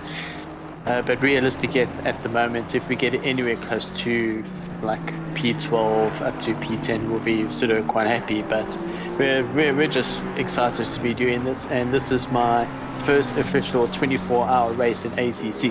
I've done 9 hours, I've done 6 hours, I've done solo enduros, but this is my first 24 hours. So very excited to be part of it. Absolutely, and these type of races, it's sometimes tend to be a mental game as well, and the mental game is just as difficult as the racing. But you mentioned you're from Team Try Hard. Do you have contact with your sister Team Try Hard cars or not? In this type of situation, each team or each sort of car is its sort of individual entity. Yes, we do share sort of information throughout the race, but for us, TTR GT, we've got our own strategy, we've got our own plan. The setup that we've done is pretty much the setup that the four of us have worked on. So we are a team, but in the end, racing is racing, and we want to beat the other guys, whether they're part of our team or not. And and it's quite interesting that one of the teams is a mix of Team Tryhard Racing and our sister team, Hybrid Academy. Yeah. So that is quite interesting, and it was a bit of a sting when they overtook us. So, but but we're not going to go down that road. But, well, at this stage, you've got Jeff and Doe and Paul. They're all the way down in 19th position. So yes, team Heat together and Team Tryhard Racing. No. No, that's purely Team Tryhard Racing there. Team Heap Together is not part of that one. Team Heap Together is at this stage in two different commentary boxes. I'm here and Stephen is somewhere else. No, at this stage, me and Stephen are the only active members of Team Heap Together. So we only race against Jeff and Paul and them on iRacing. On iRacing, yes. Yeah. So we'll see them again in a couple of weeks, I suppose. Yeah, but it's also you can actually see with Jeff and all of them, they've pardon me, as I understand it, they had an incident quite early on in the race within like the first 3-4 laps, but they're still going on strong. They're also cracking on, but not giving up. Yeah, I mean, absolutely. And as I said before, in these races, anything can and normally will happen. So you just need to keep your head in it, keep on pushing, and anything might happen, and you might find yourself getting that bit of luck and making up those positions. So yeah, exactly. It's the same thing what we do in our industry. So one of the things that we always sort of say to our clients is right, yes, we're there to service their IT and look after their service and everything, but one of the biggest questions we always pose to our customers is, what if? Yeah. What if your server got hacked? What if you had a load shedding and it's blown a power supply in your server? What if one of your network switches have gone down or your firewall got damaged? We're there to take the what if out of the equation. Absolutely. And as Darren can probably testify, it's so much can sort of happen in the IT field, specifically in regards to internet security. The amount of emails or queries that we get, we've got this funny little email and whatnot, and it looks like we've been hacked. So, no, you haven't been hacked, you've been phished, and you're supposed to look after our security. It says, well, we do look after your security, but it says if Joe Blog has a bit of a brain, they're going to try everything they can to get in it. And we always stress through to the people, it's about user education with regards to IT. So if it looks funny, if it smells funny, it is funny. So don't touch it. Absolutely. I mean, you're taking it from somebody like me, and I always say I'm technologically disabled. You need people in your field to educate people like me, unfortunately. and unfortunately, we are sometimes going to ask I don't want to call it stupid questions, but ask the questions about stuff we don't know about. Yeah, there is no such thing as a stupid question in IT, because if you don't ask questions, that's the stupid thing to do. You'd rather ask the stupid question, and we'll look at you, we'll roll our eyes back most probably, but then we'll say, no, you are not 100% correct, but you're not wrong either, and blah. So yeah, rather ask the question than don't ask the question, because that's the most damaging thing if you don't ask the question, if you don't understand, if you don't comprehend. Absolutely. Well, gents, it's been a true honor having you in the commentary box, and I wish you all the best for all your future endeavors, not just in this race, but also in your business. And I want to thank you from our side for being one of our sponsors, and I wish you all the best in the future. Likewise, and thank you so much for letting us sponsor. And Gav, I think I'll be joining you in that sim rig one day as well. I'll be there, don't worry. There we go. There we go. Okay. Just make it official work. A meeting. Yeah, exactly. Yeah. Exactly. Yeah, please note this is out on the internet, so what they say on the internet is actually what happens, okay? So just saying that. Just saying. It's happening, don't worry, it's happening. No, just make a note of the time of the race and go and have a look for this comment and just record it. I welcome it. Bring it. If our other business partners listening, I'm sorry. No, thank you very much. We really appreciate it. Likewise. Perfect. Thanks so much, gentlemen. Thanks Speak a lot. soon. Guys. All the best. Cheers. Cheers. Take care. Bye. Bye.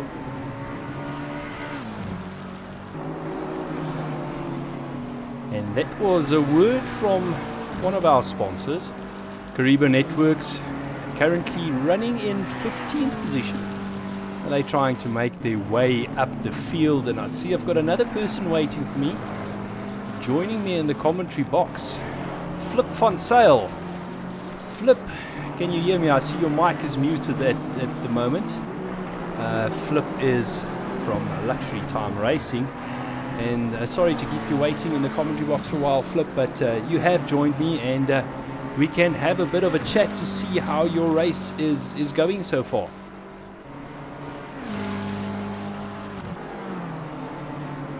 Just a quick note there, Flip, your mic is still muted there, so I'm trying to talk. Unfortunately, we won't be able to hear you while the mic is muted.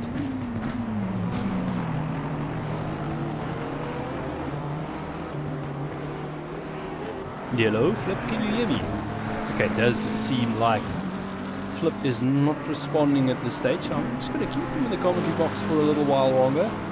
Maybe he unmutes that mic of his and we can have a bit of a chat about their race so far. I'm just quickly having a look and see who they currently have in the car.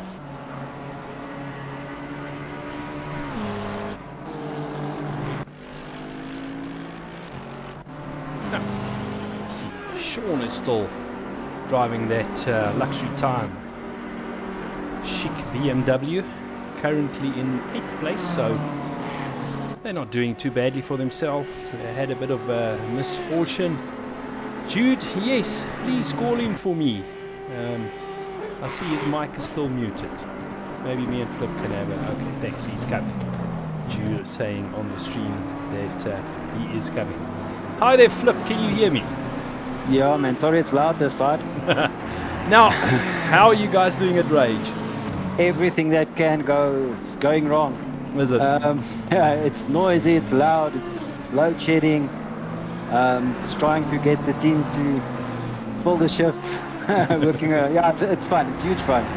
I'm just joking saying it's going wrong. It's just huge fun. It's difficult.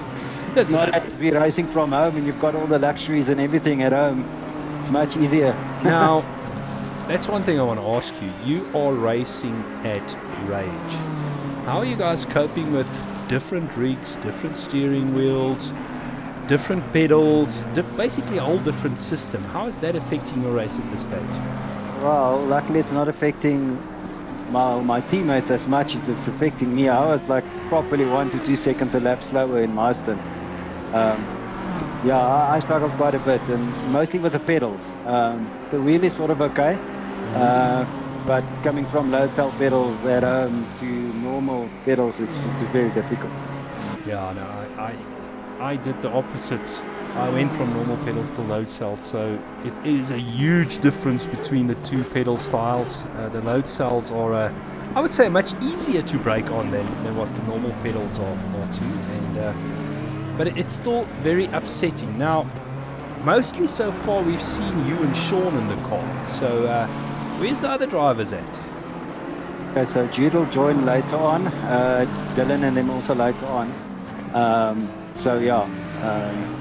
What we're basically doing we've arranged that with Bertus is that at LAN, we don't want to make or take the risk of going out, logging a new person in. Mm-hmm. So everybody at LAN who's going to race from Rage is racing under my name. Okay. It's just, yeah, the setup this side is ridiculous. You know, in terms of power, internet connection, We just don't want to take that chance of having people logging in, logging off. Yeah, so for now, everybody that's racing this side is racing under my name. Okay, so it might not necessarily then always be you in the car. So When it's the fast times, it's me, and sometimes it's somebody else.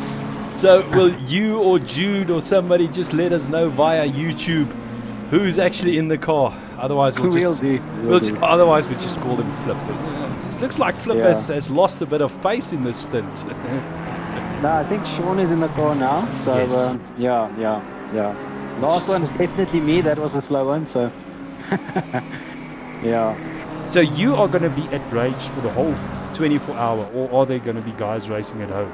Yeah, so we sort of 2-3 guys on duty at Rage, and then I think by 2-3 this morning, the second shift will come in and take over. So yeah. But we sort of doing a hybrid model of racing from home and from LAN. We just log in and then race. Yeah, all big fun. Awesome stuff. I take my hat off to you guys because you said it's noisy there, and that must be hard on the concentration. And I suppose there's also a couple of people watching, standing around, and putting a little bit of extra pressure on the guys. Yeah, it's difficult. I like it nice and quiet so I can concentrate. Just a normal chat on stream or on Discord is already distracting. This is a new level. I think you can hear the sort of noise in the background. But yeah, you've got all this and the noise, and people commentating on competitions and giveaways in the background and shouting and big speakers. So yeah, we're sort of in a cordoned off area, so the closest spectators can get is about 5 meters away, but it is still noisy.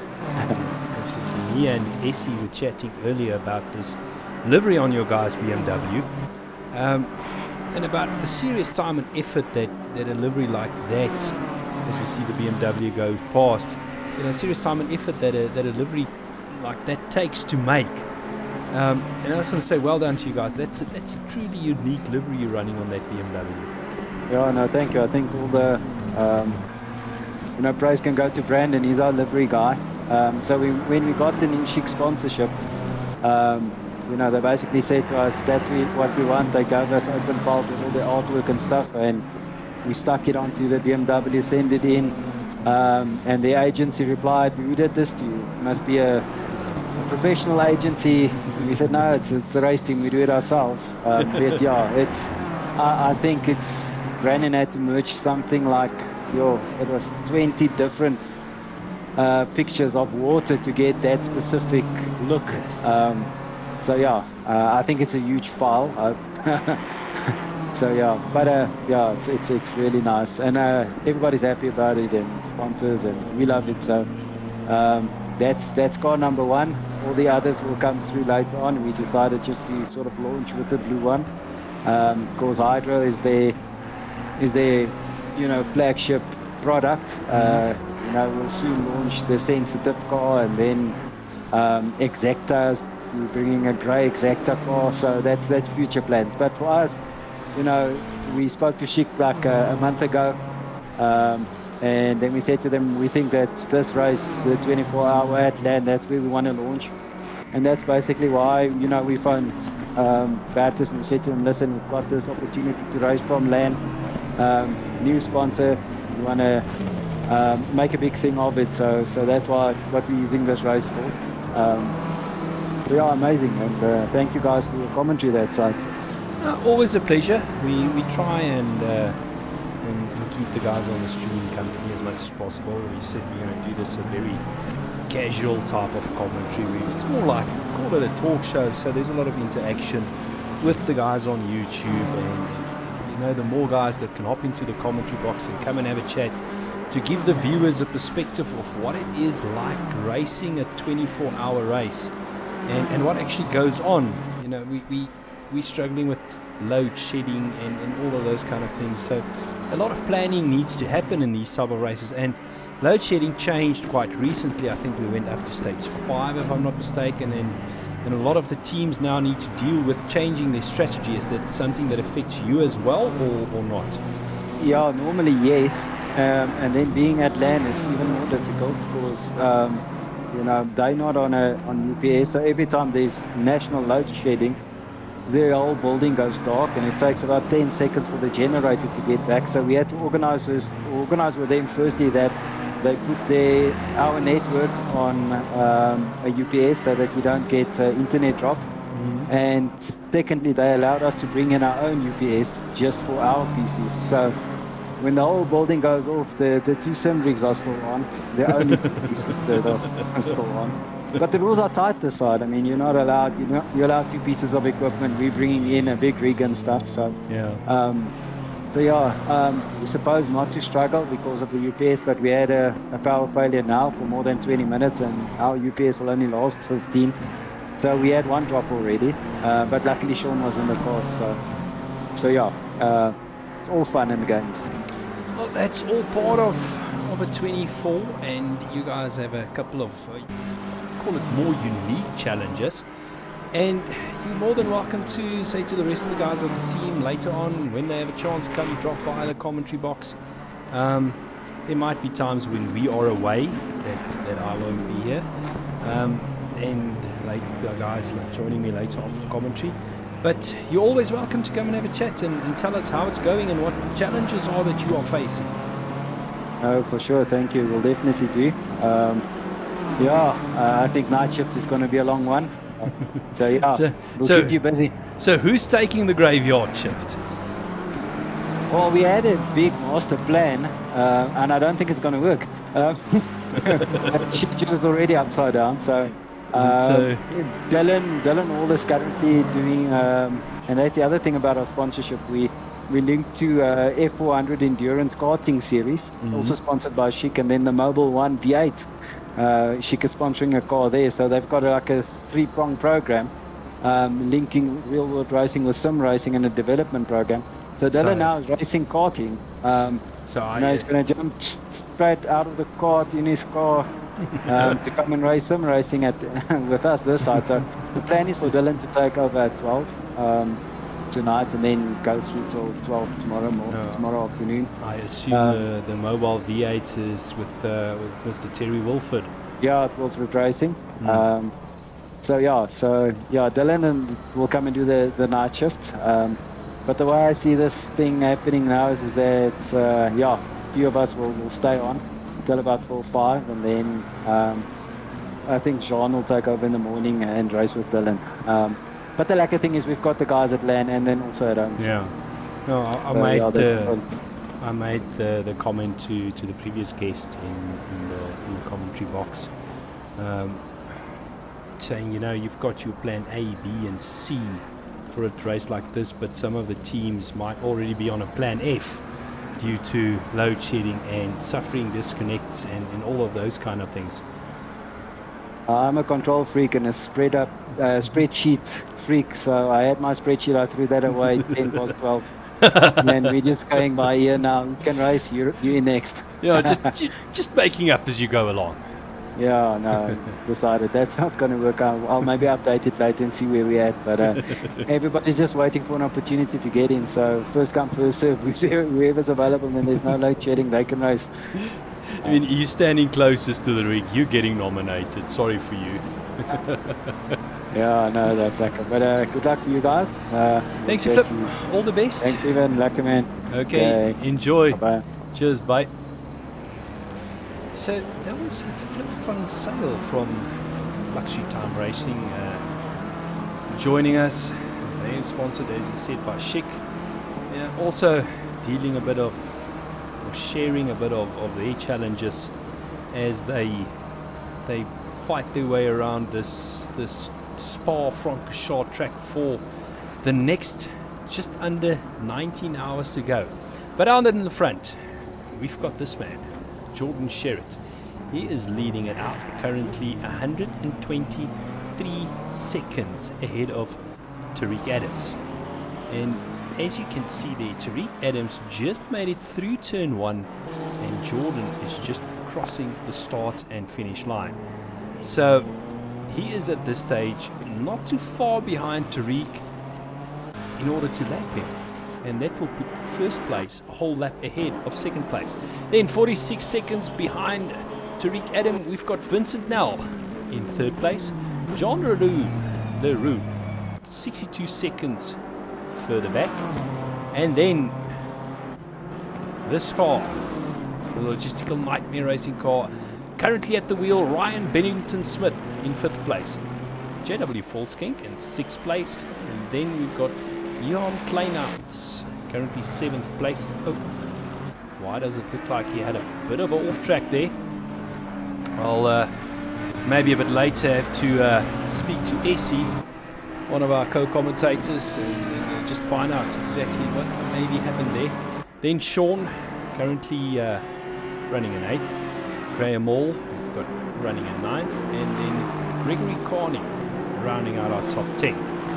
So if you'll just excuse me for 10 minutes or so, I'm just going to take a short break, and I will be back shortly to hopefully entertain you a little bit more.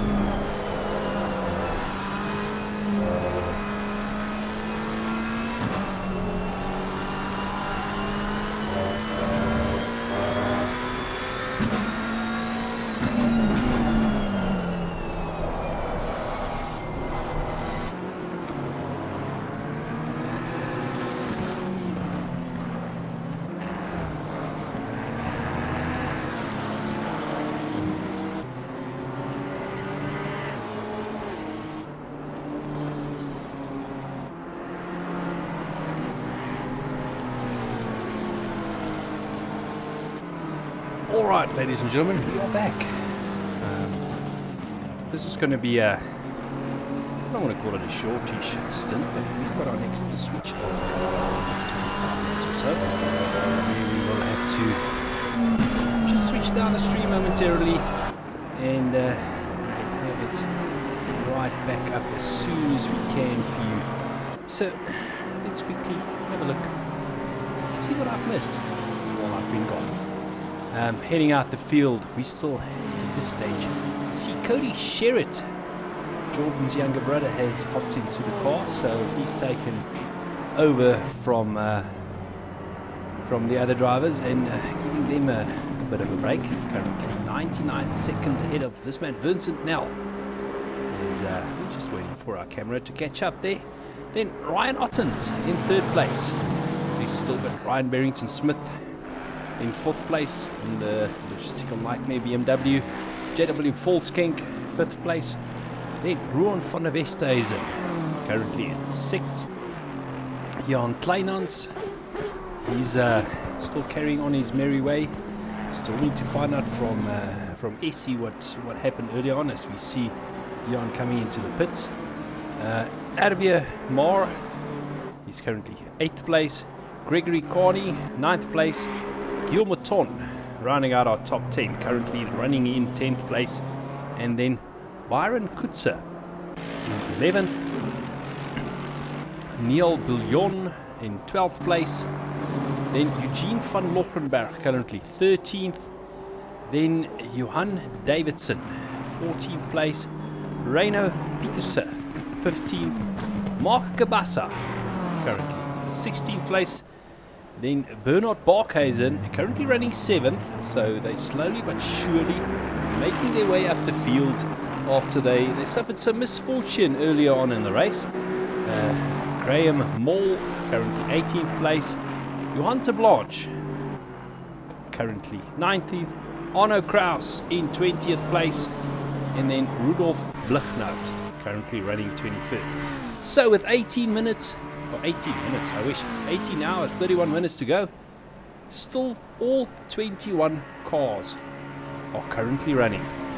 And let's quickly have a look and see what's going on YouTube.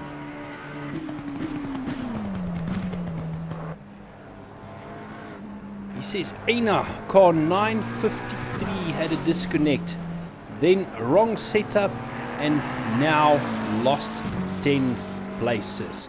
So car 953, right, 953, which is Grey Mall, they had a bit of misfortune, and they now playing a bit of catch up. Altman, I feel for you, because it's something that happened to us as well as a team during a 24-hour race. You know, you suffer that disconnect, and you sometimes in such a hurry to get back out there on track that you forget to load that setup, and then you kind of stuck on the setup, the default setup that the game decides to hand you, and then everything is wrong all of a sudden. Just having a quick look at what's happening out on track in terms of battles. Doesn't seem like there's that close battles currently out there. We've got Arvia Mar, which is looks like he's 5.3 seconds behind Ethan. So maybe Arvia can close up on Ethan and give us a little bit of a battle there, something to talk about. Afrodox 411, the team in 13th has less than 10 hours playing any real sim ever. 13th place, Eugene van Lochenberg. So I don't know if that's still the current 13th place, but it's a nice little bit of info.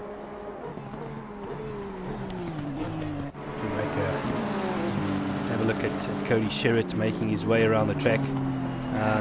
As I mentioned earlier, brother of Jordan Sherritt, but Cody, he's cemented his place in RaceFace as being one of the quicker drivers out there. One of the quickest, I should actually say, in the Thursday night series. So we get to see what Cody can do with his stint in the car. So you know, his brother and company, they're taking a bit of a break, handing it over to Cody, and now up to him.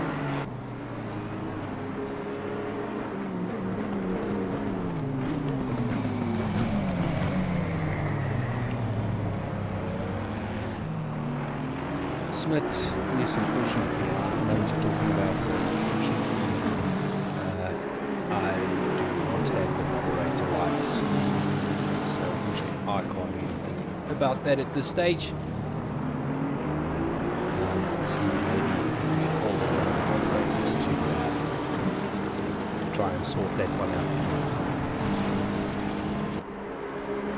out. So, currently third place, Vincent Nell making his way into the pits.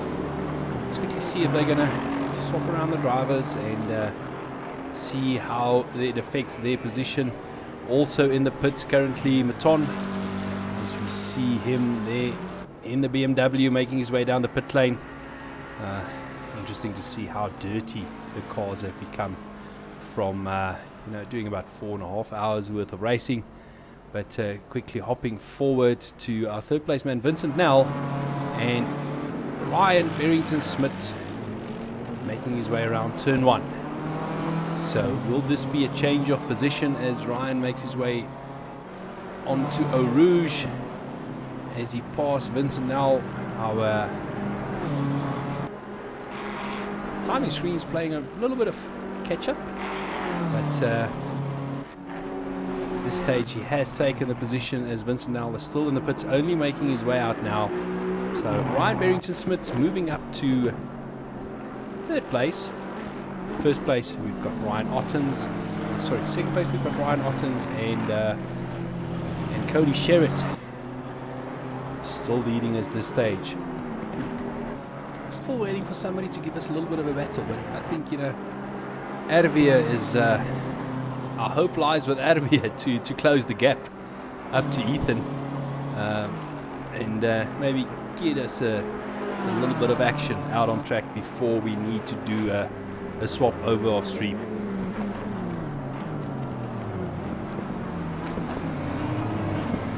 And if there's anybody out there that maybe want to join me in the commentary box just for the last 15-20 minutes before we need to do a switch over, more than welcome to come and join. I'm keeping an eye out on that interview room. Just go to the interview room. As soon as I see anybody in there, I will pull them over to the commentary box and just to have a little bit of a chat. Maybe you're in the race and things might have been not going so well, or they are going pretty well and you're sitting up higher than you expected. Come and have a little bit of a chat.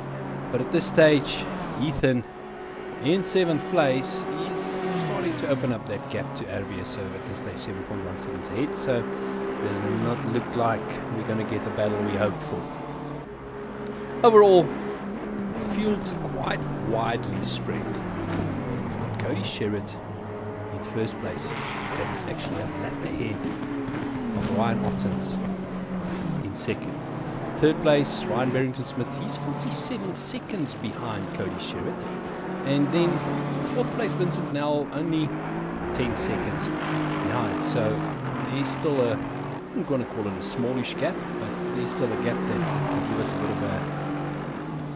bit of a little battle. And then in 13th place, we've got Eugene van Lochenberg. He's only 3.3 seconds behind Guillaume Maton. So there's also the potential of a little battle.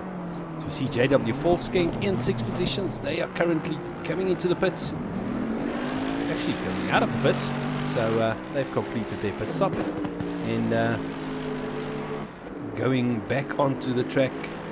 Sometimes a little bit of a dangerous pit exit because you feed out to what is sometimes, a lot of the time, the racing line. So as we see Bernard Barkhuizen going past there, you know, you need to keep an eye out for a car exiting the pits, just to take a little bit of a narrower line going through Radion, not to collect the car that is exiting the pits.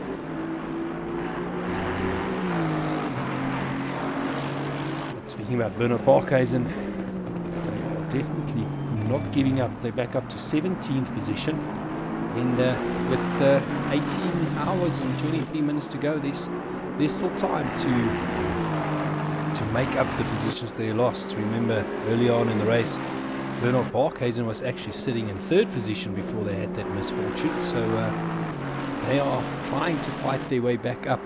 As we see Eugene van Bockenberg, he is now only 1.8 seconds behind Guillaume Ton, so definitely making some inroads there. As we can see there on the timing screens, it turned orange, which means he is under 2 seconds behind the car in front of him, which is this car, Guillaume Ton. Just change it up a little bit, maybe we can get both cars into shot, and keep our eyes on this little battle. Is a battle for 12th place. So they are trying to make their way up the fields, trying to get into that top 10, and maybe try and fight out for a top 10 position.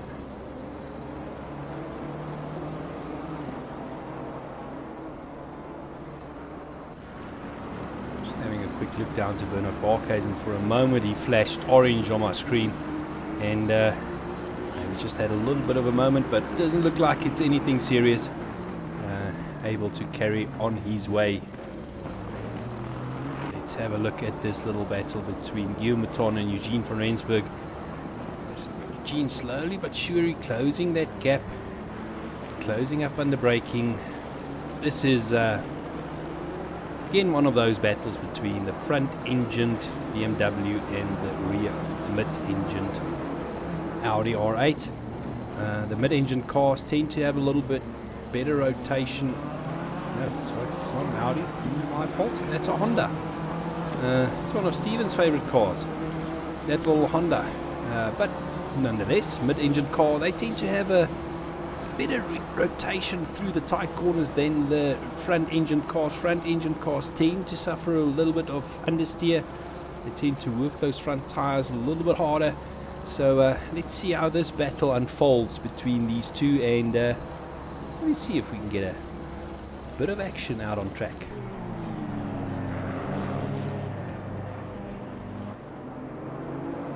So Eugene now closing up right behind Guillaume, so he's gaining on him at a rate of knots. He closed that gap by about a second in the last lap. So as they make their way around the track, I think sometime soon Eugene's going to start looking, as we see him sliding that car through there. It's one of the things some of the rear engine cars can also pick up a bit of. They tend to get lively on the rear end, and as we see him running wide there. So I don't know if at this stage he's maybe trying to push a little bit too hard, and it makes the rear end of the car step out a little bit. Maybe should just try to keep it in check. It's, as I said, there's more than 18 hours still to go, so just try and keep it in check a little bit, and let your natural pace work yourself up to the car in front of you. But at this stage, Guillaume Ton is quite comfortably soaking up the pressure that he's slowly but surely starting to come under from Eugene van Bockenberg. But trick is to, as they say, apexes and exits. That's all of what it is about. Focus on those apexes and exits. As we see Eugene now right on the back of that BMW, he's certainly trying to make his way past. Just quickly want to go to an overhead cam. He's looking on the outside, but Guillaume, he is covering that inside line and making Eugene go the long way around. And Eugene's going to sit behind him and hopefully pick up that slipstream as they head down through Eau Rouge. It's actually one of my favorite corners on any racetrack, on any sim. As you go through Eau Rouge, flat out, see the cars barely under control, and already Eugene is alongside and past Eugene. So, Eugene is passed alongside Guillaume. That's what I wanted to say. So that Honda did, and as he loses it, he lost it. After all that hard work, Eugene has lost it. He has spun out, and at this stage it doesn't look like... There we go. Obviously had to rely on the deltas to find out if there's a car coming. At this stage he's got a lot of clear space, so need to get that car moving. There we go. Very slow to get the car moving. I wonder what went wrong there. He just lost the rear end, but that has freed up Guillermoton to carry on his merry way, and Eugene actually have lost a lot of time there, unfortunately, spinning out and losing out on the position that he has just gained.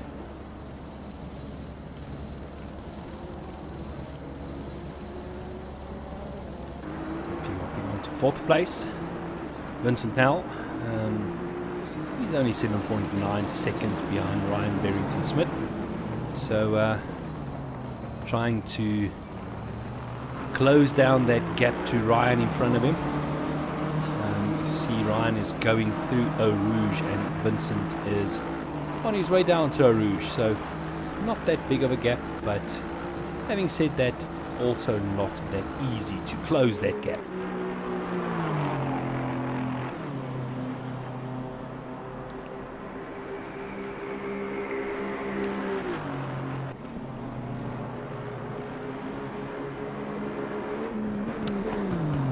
Smit Engelbrecht, is the air effect from the front car on the back car simulated in ACC?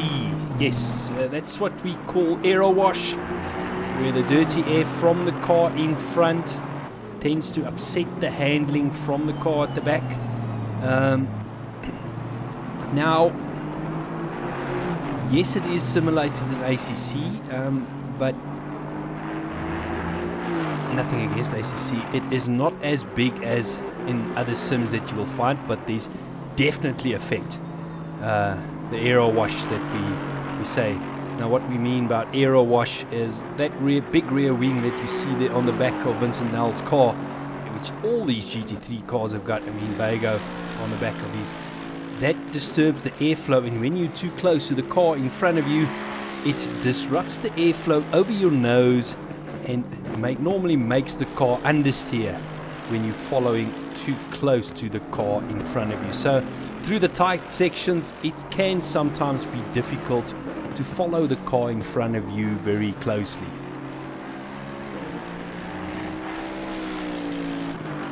Look at Bernard Barkhuizen. He's now 9.4 seconds behind Mark Cabasa in the BMW. So Bernard Barkhuizen trying to chase down Mark, and a little bit further up the field we've got Guillermoton. We can get our cameraman to cooperate. Guillermoton, he's 10 seconds now behind Neil Bouillon in the logistical nightmare racing car. So the field at this stage quite widely spread, no close battles, but as we make our way through the course of the race, where the pit stops happen, you know, that can change in an instant. One pit stop can result in a close battle, and it can change things up quite drastically again. This race is still far from being over, and it was a discussion we had a little bit earlier on. I see it's now 7 minutes to 6 sim time, so we had that little discussion a bit earlier on what time do you think the darkness will start setting in, and how quickly will the darkness set in? We sometimes see that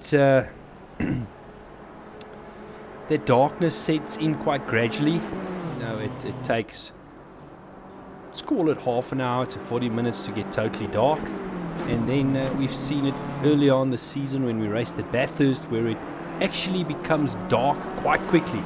In the case of 20 minutes, it goes from like this that you see on screen to totally dark, and guys will totally then have to rely on their headlights, and it will bring a whole new perspective to this race, racing at night. So visibility will be affected.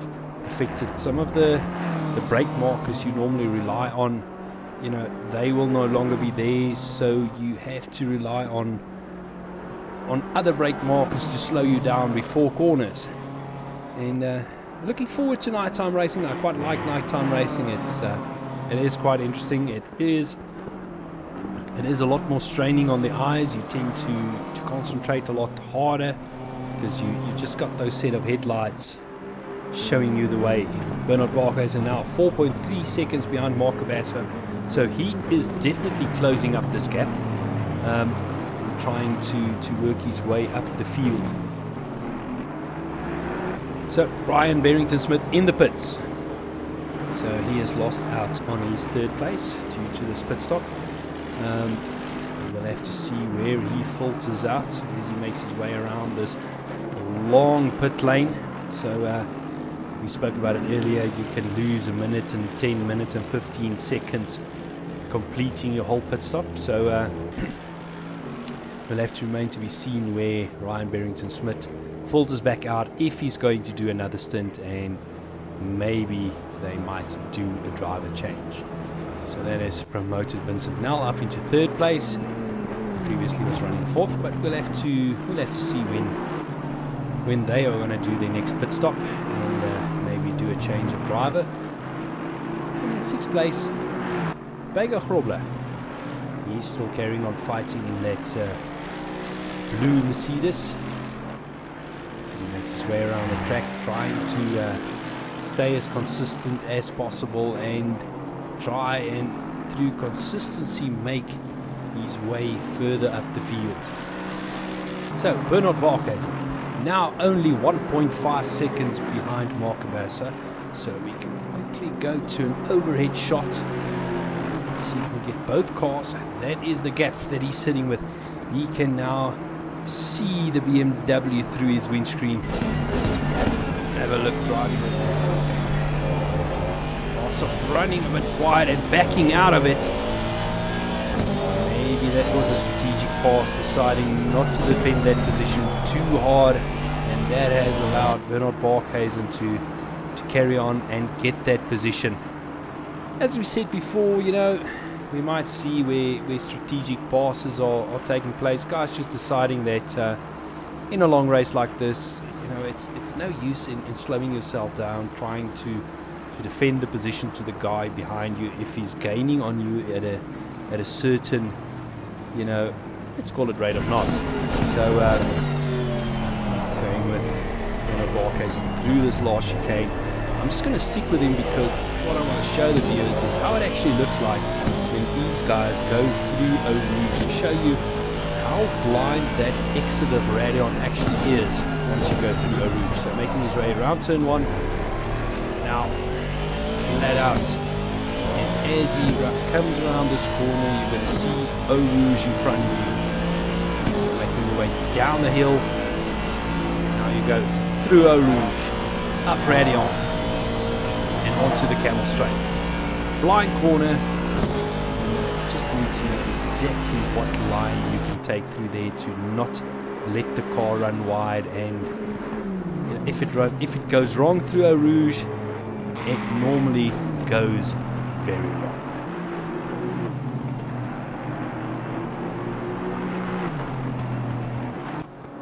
So Sean Skitter has taken over from Ryan Barrington-Smith in the BMW, currently 5th position. He is 7.2 seconds behind Ruan van der Westhuizen.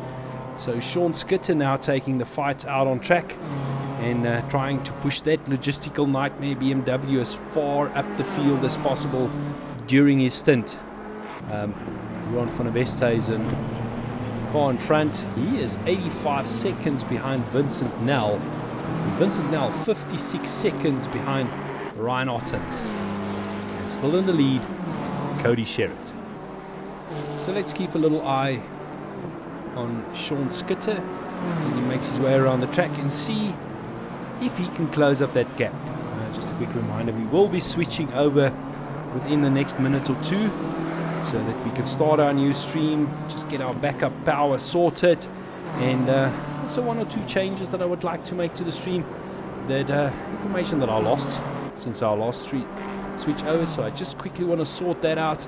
Then we will be back up and running and continue our broadcast, and hopefully during the course of the evening, as we also move into evening, one or two guests in the commentary box that will be able to join us, so that we can get a bit of chatting, get a bit of behind the scenes interview.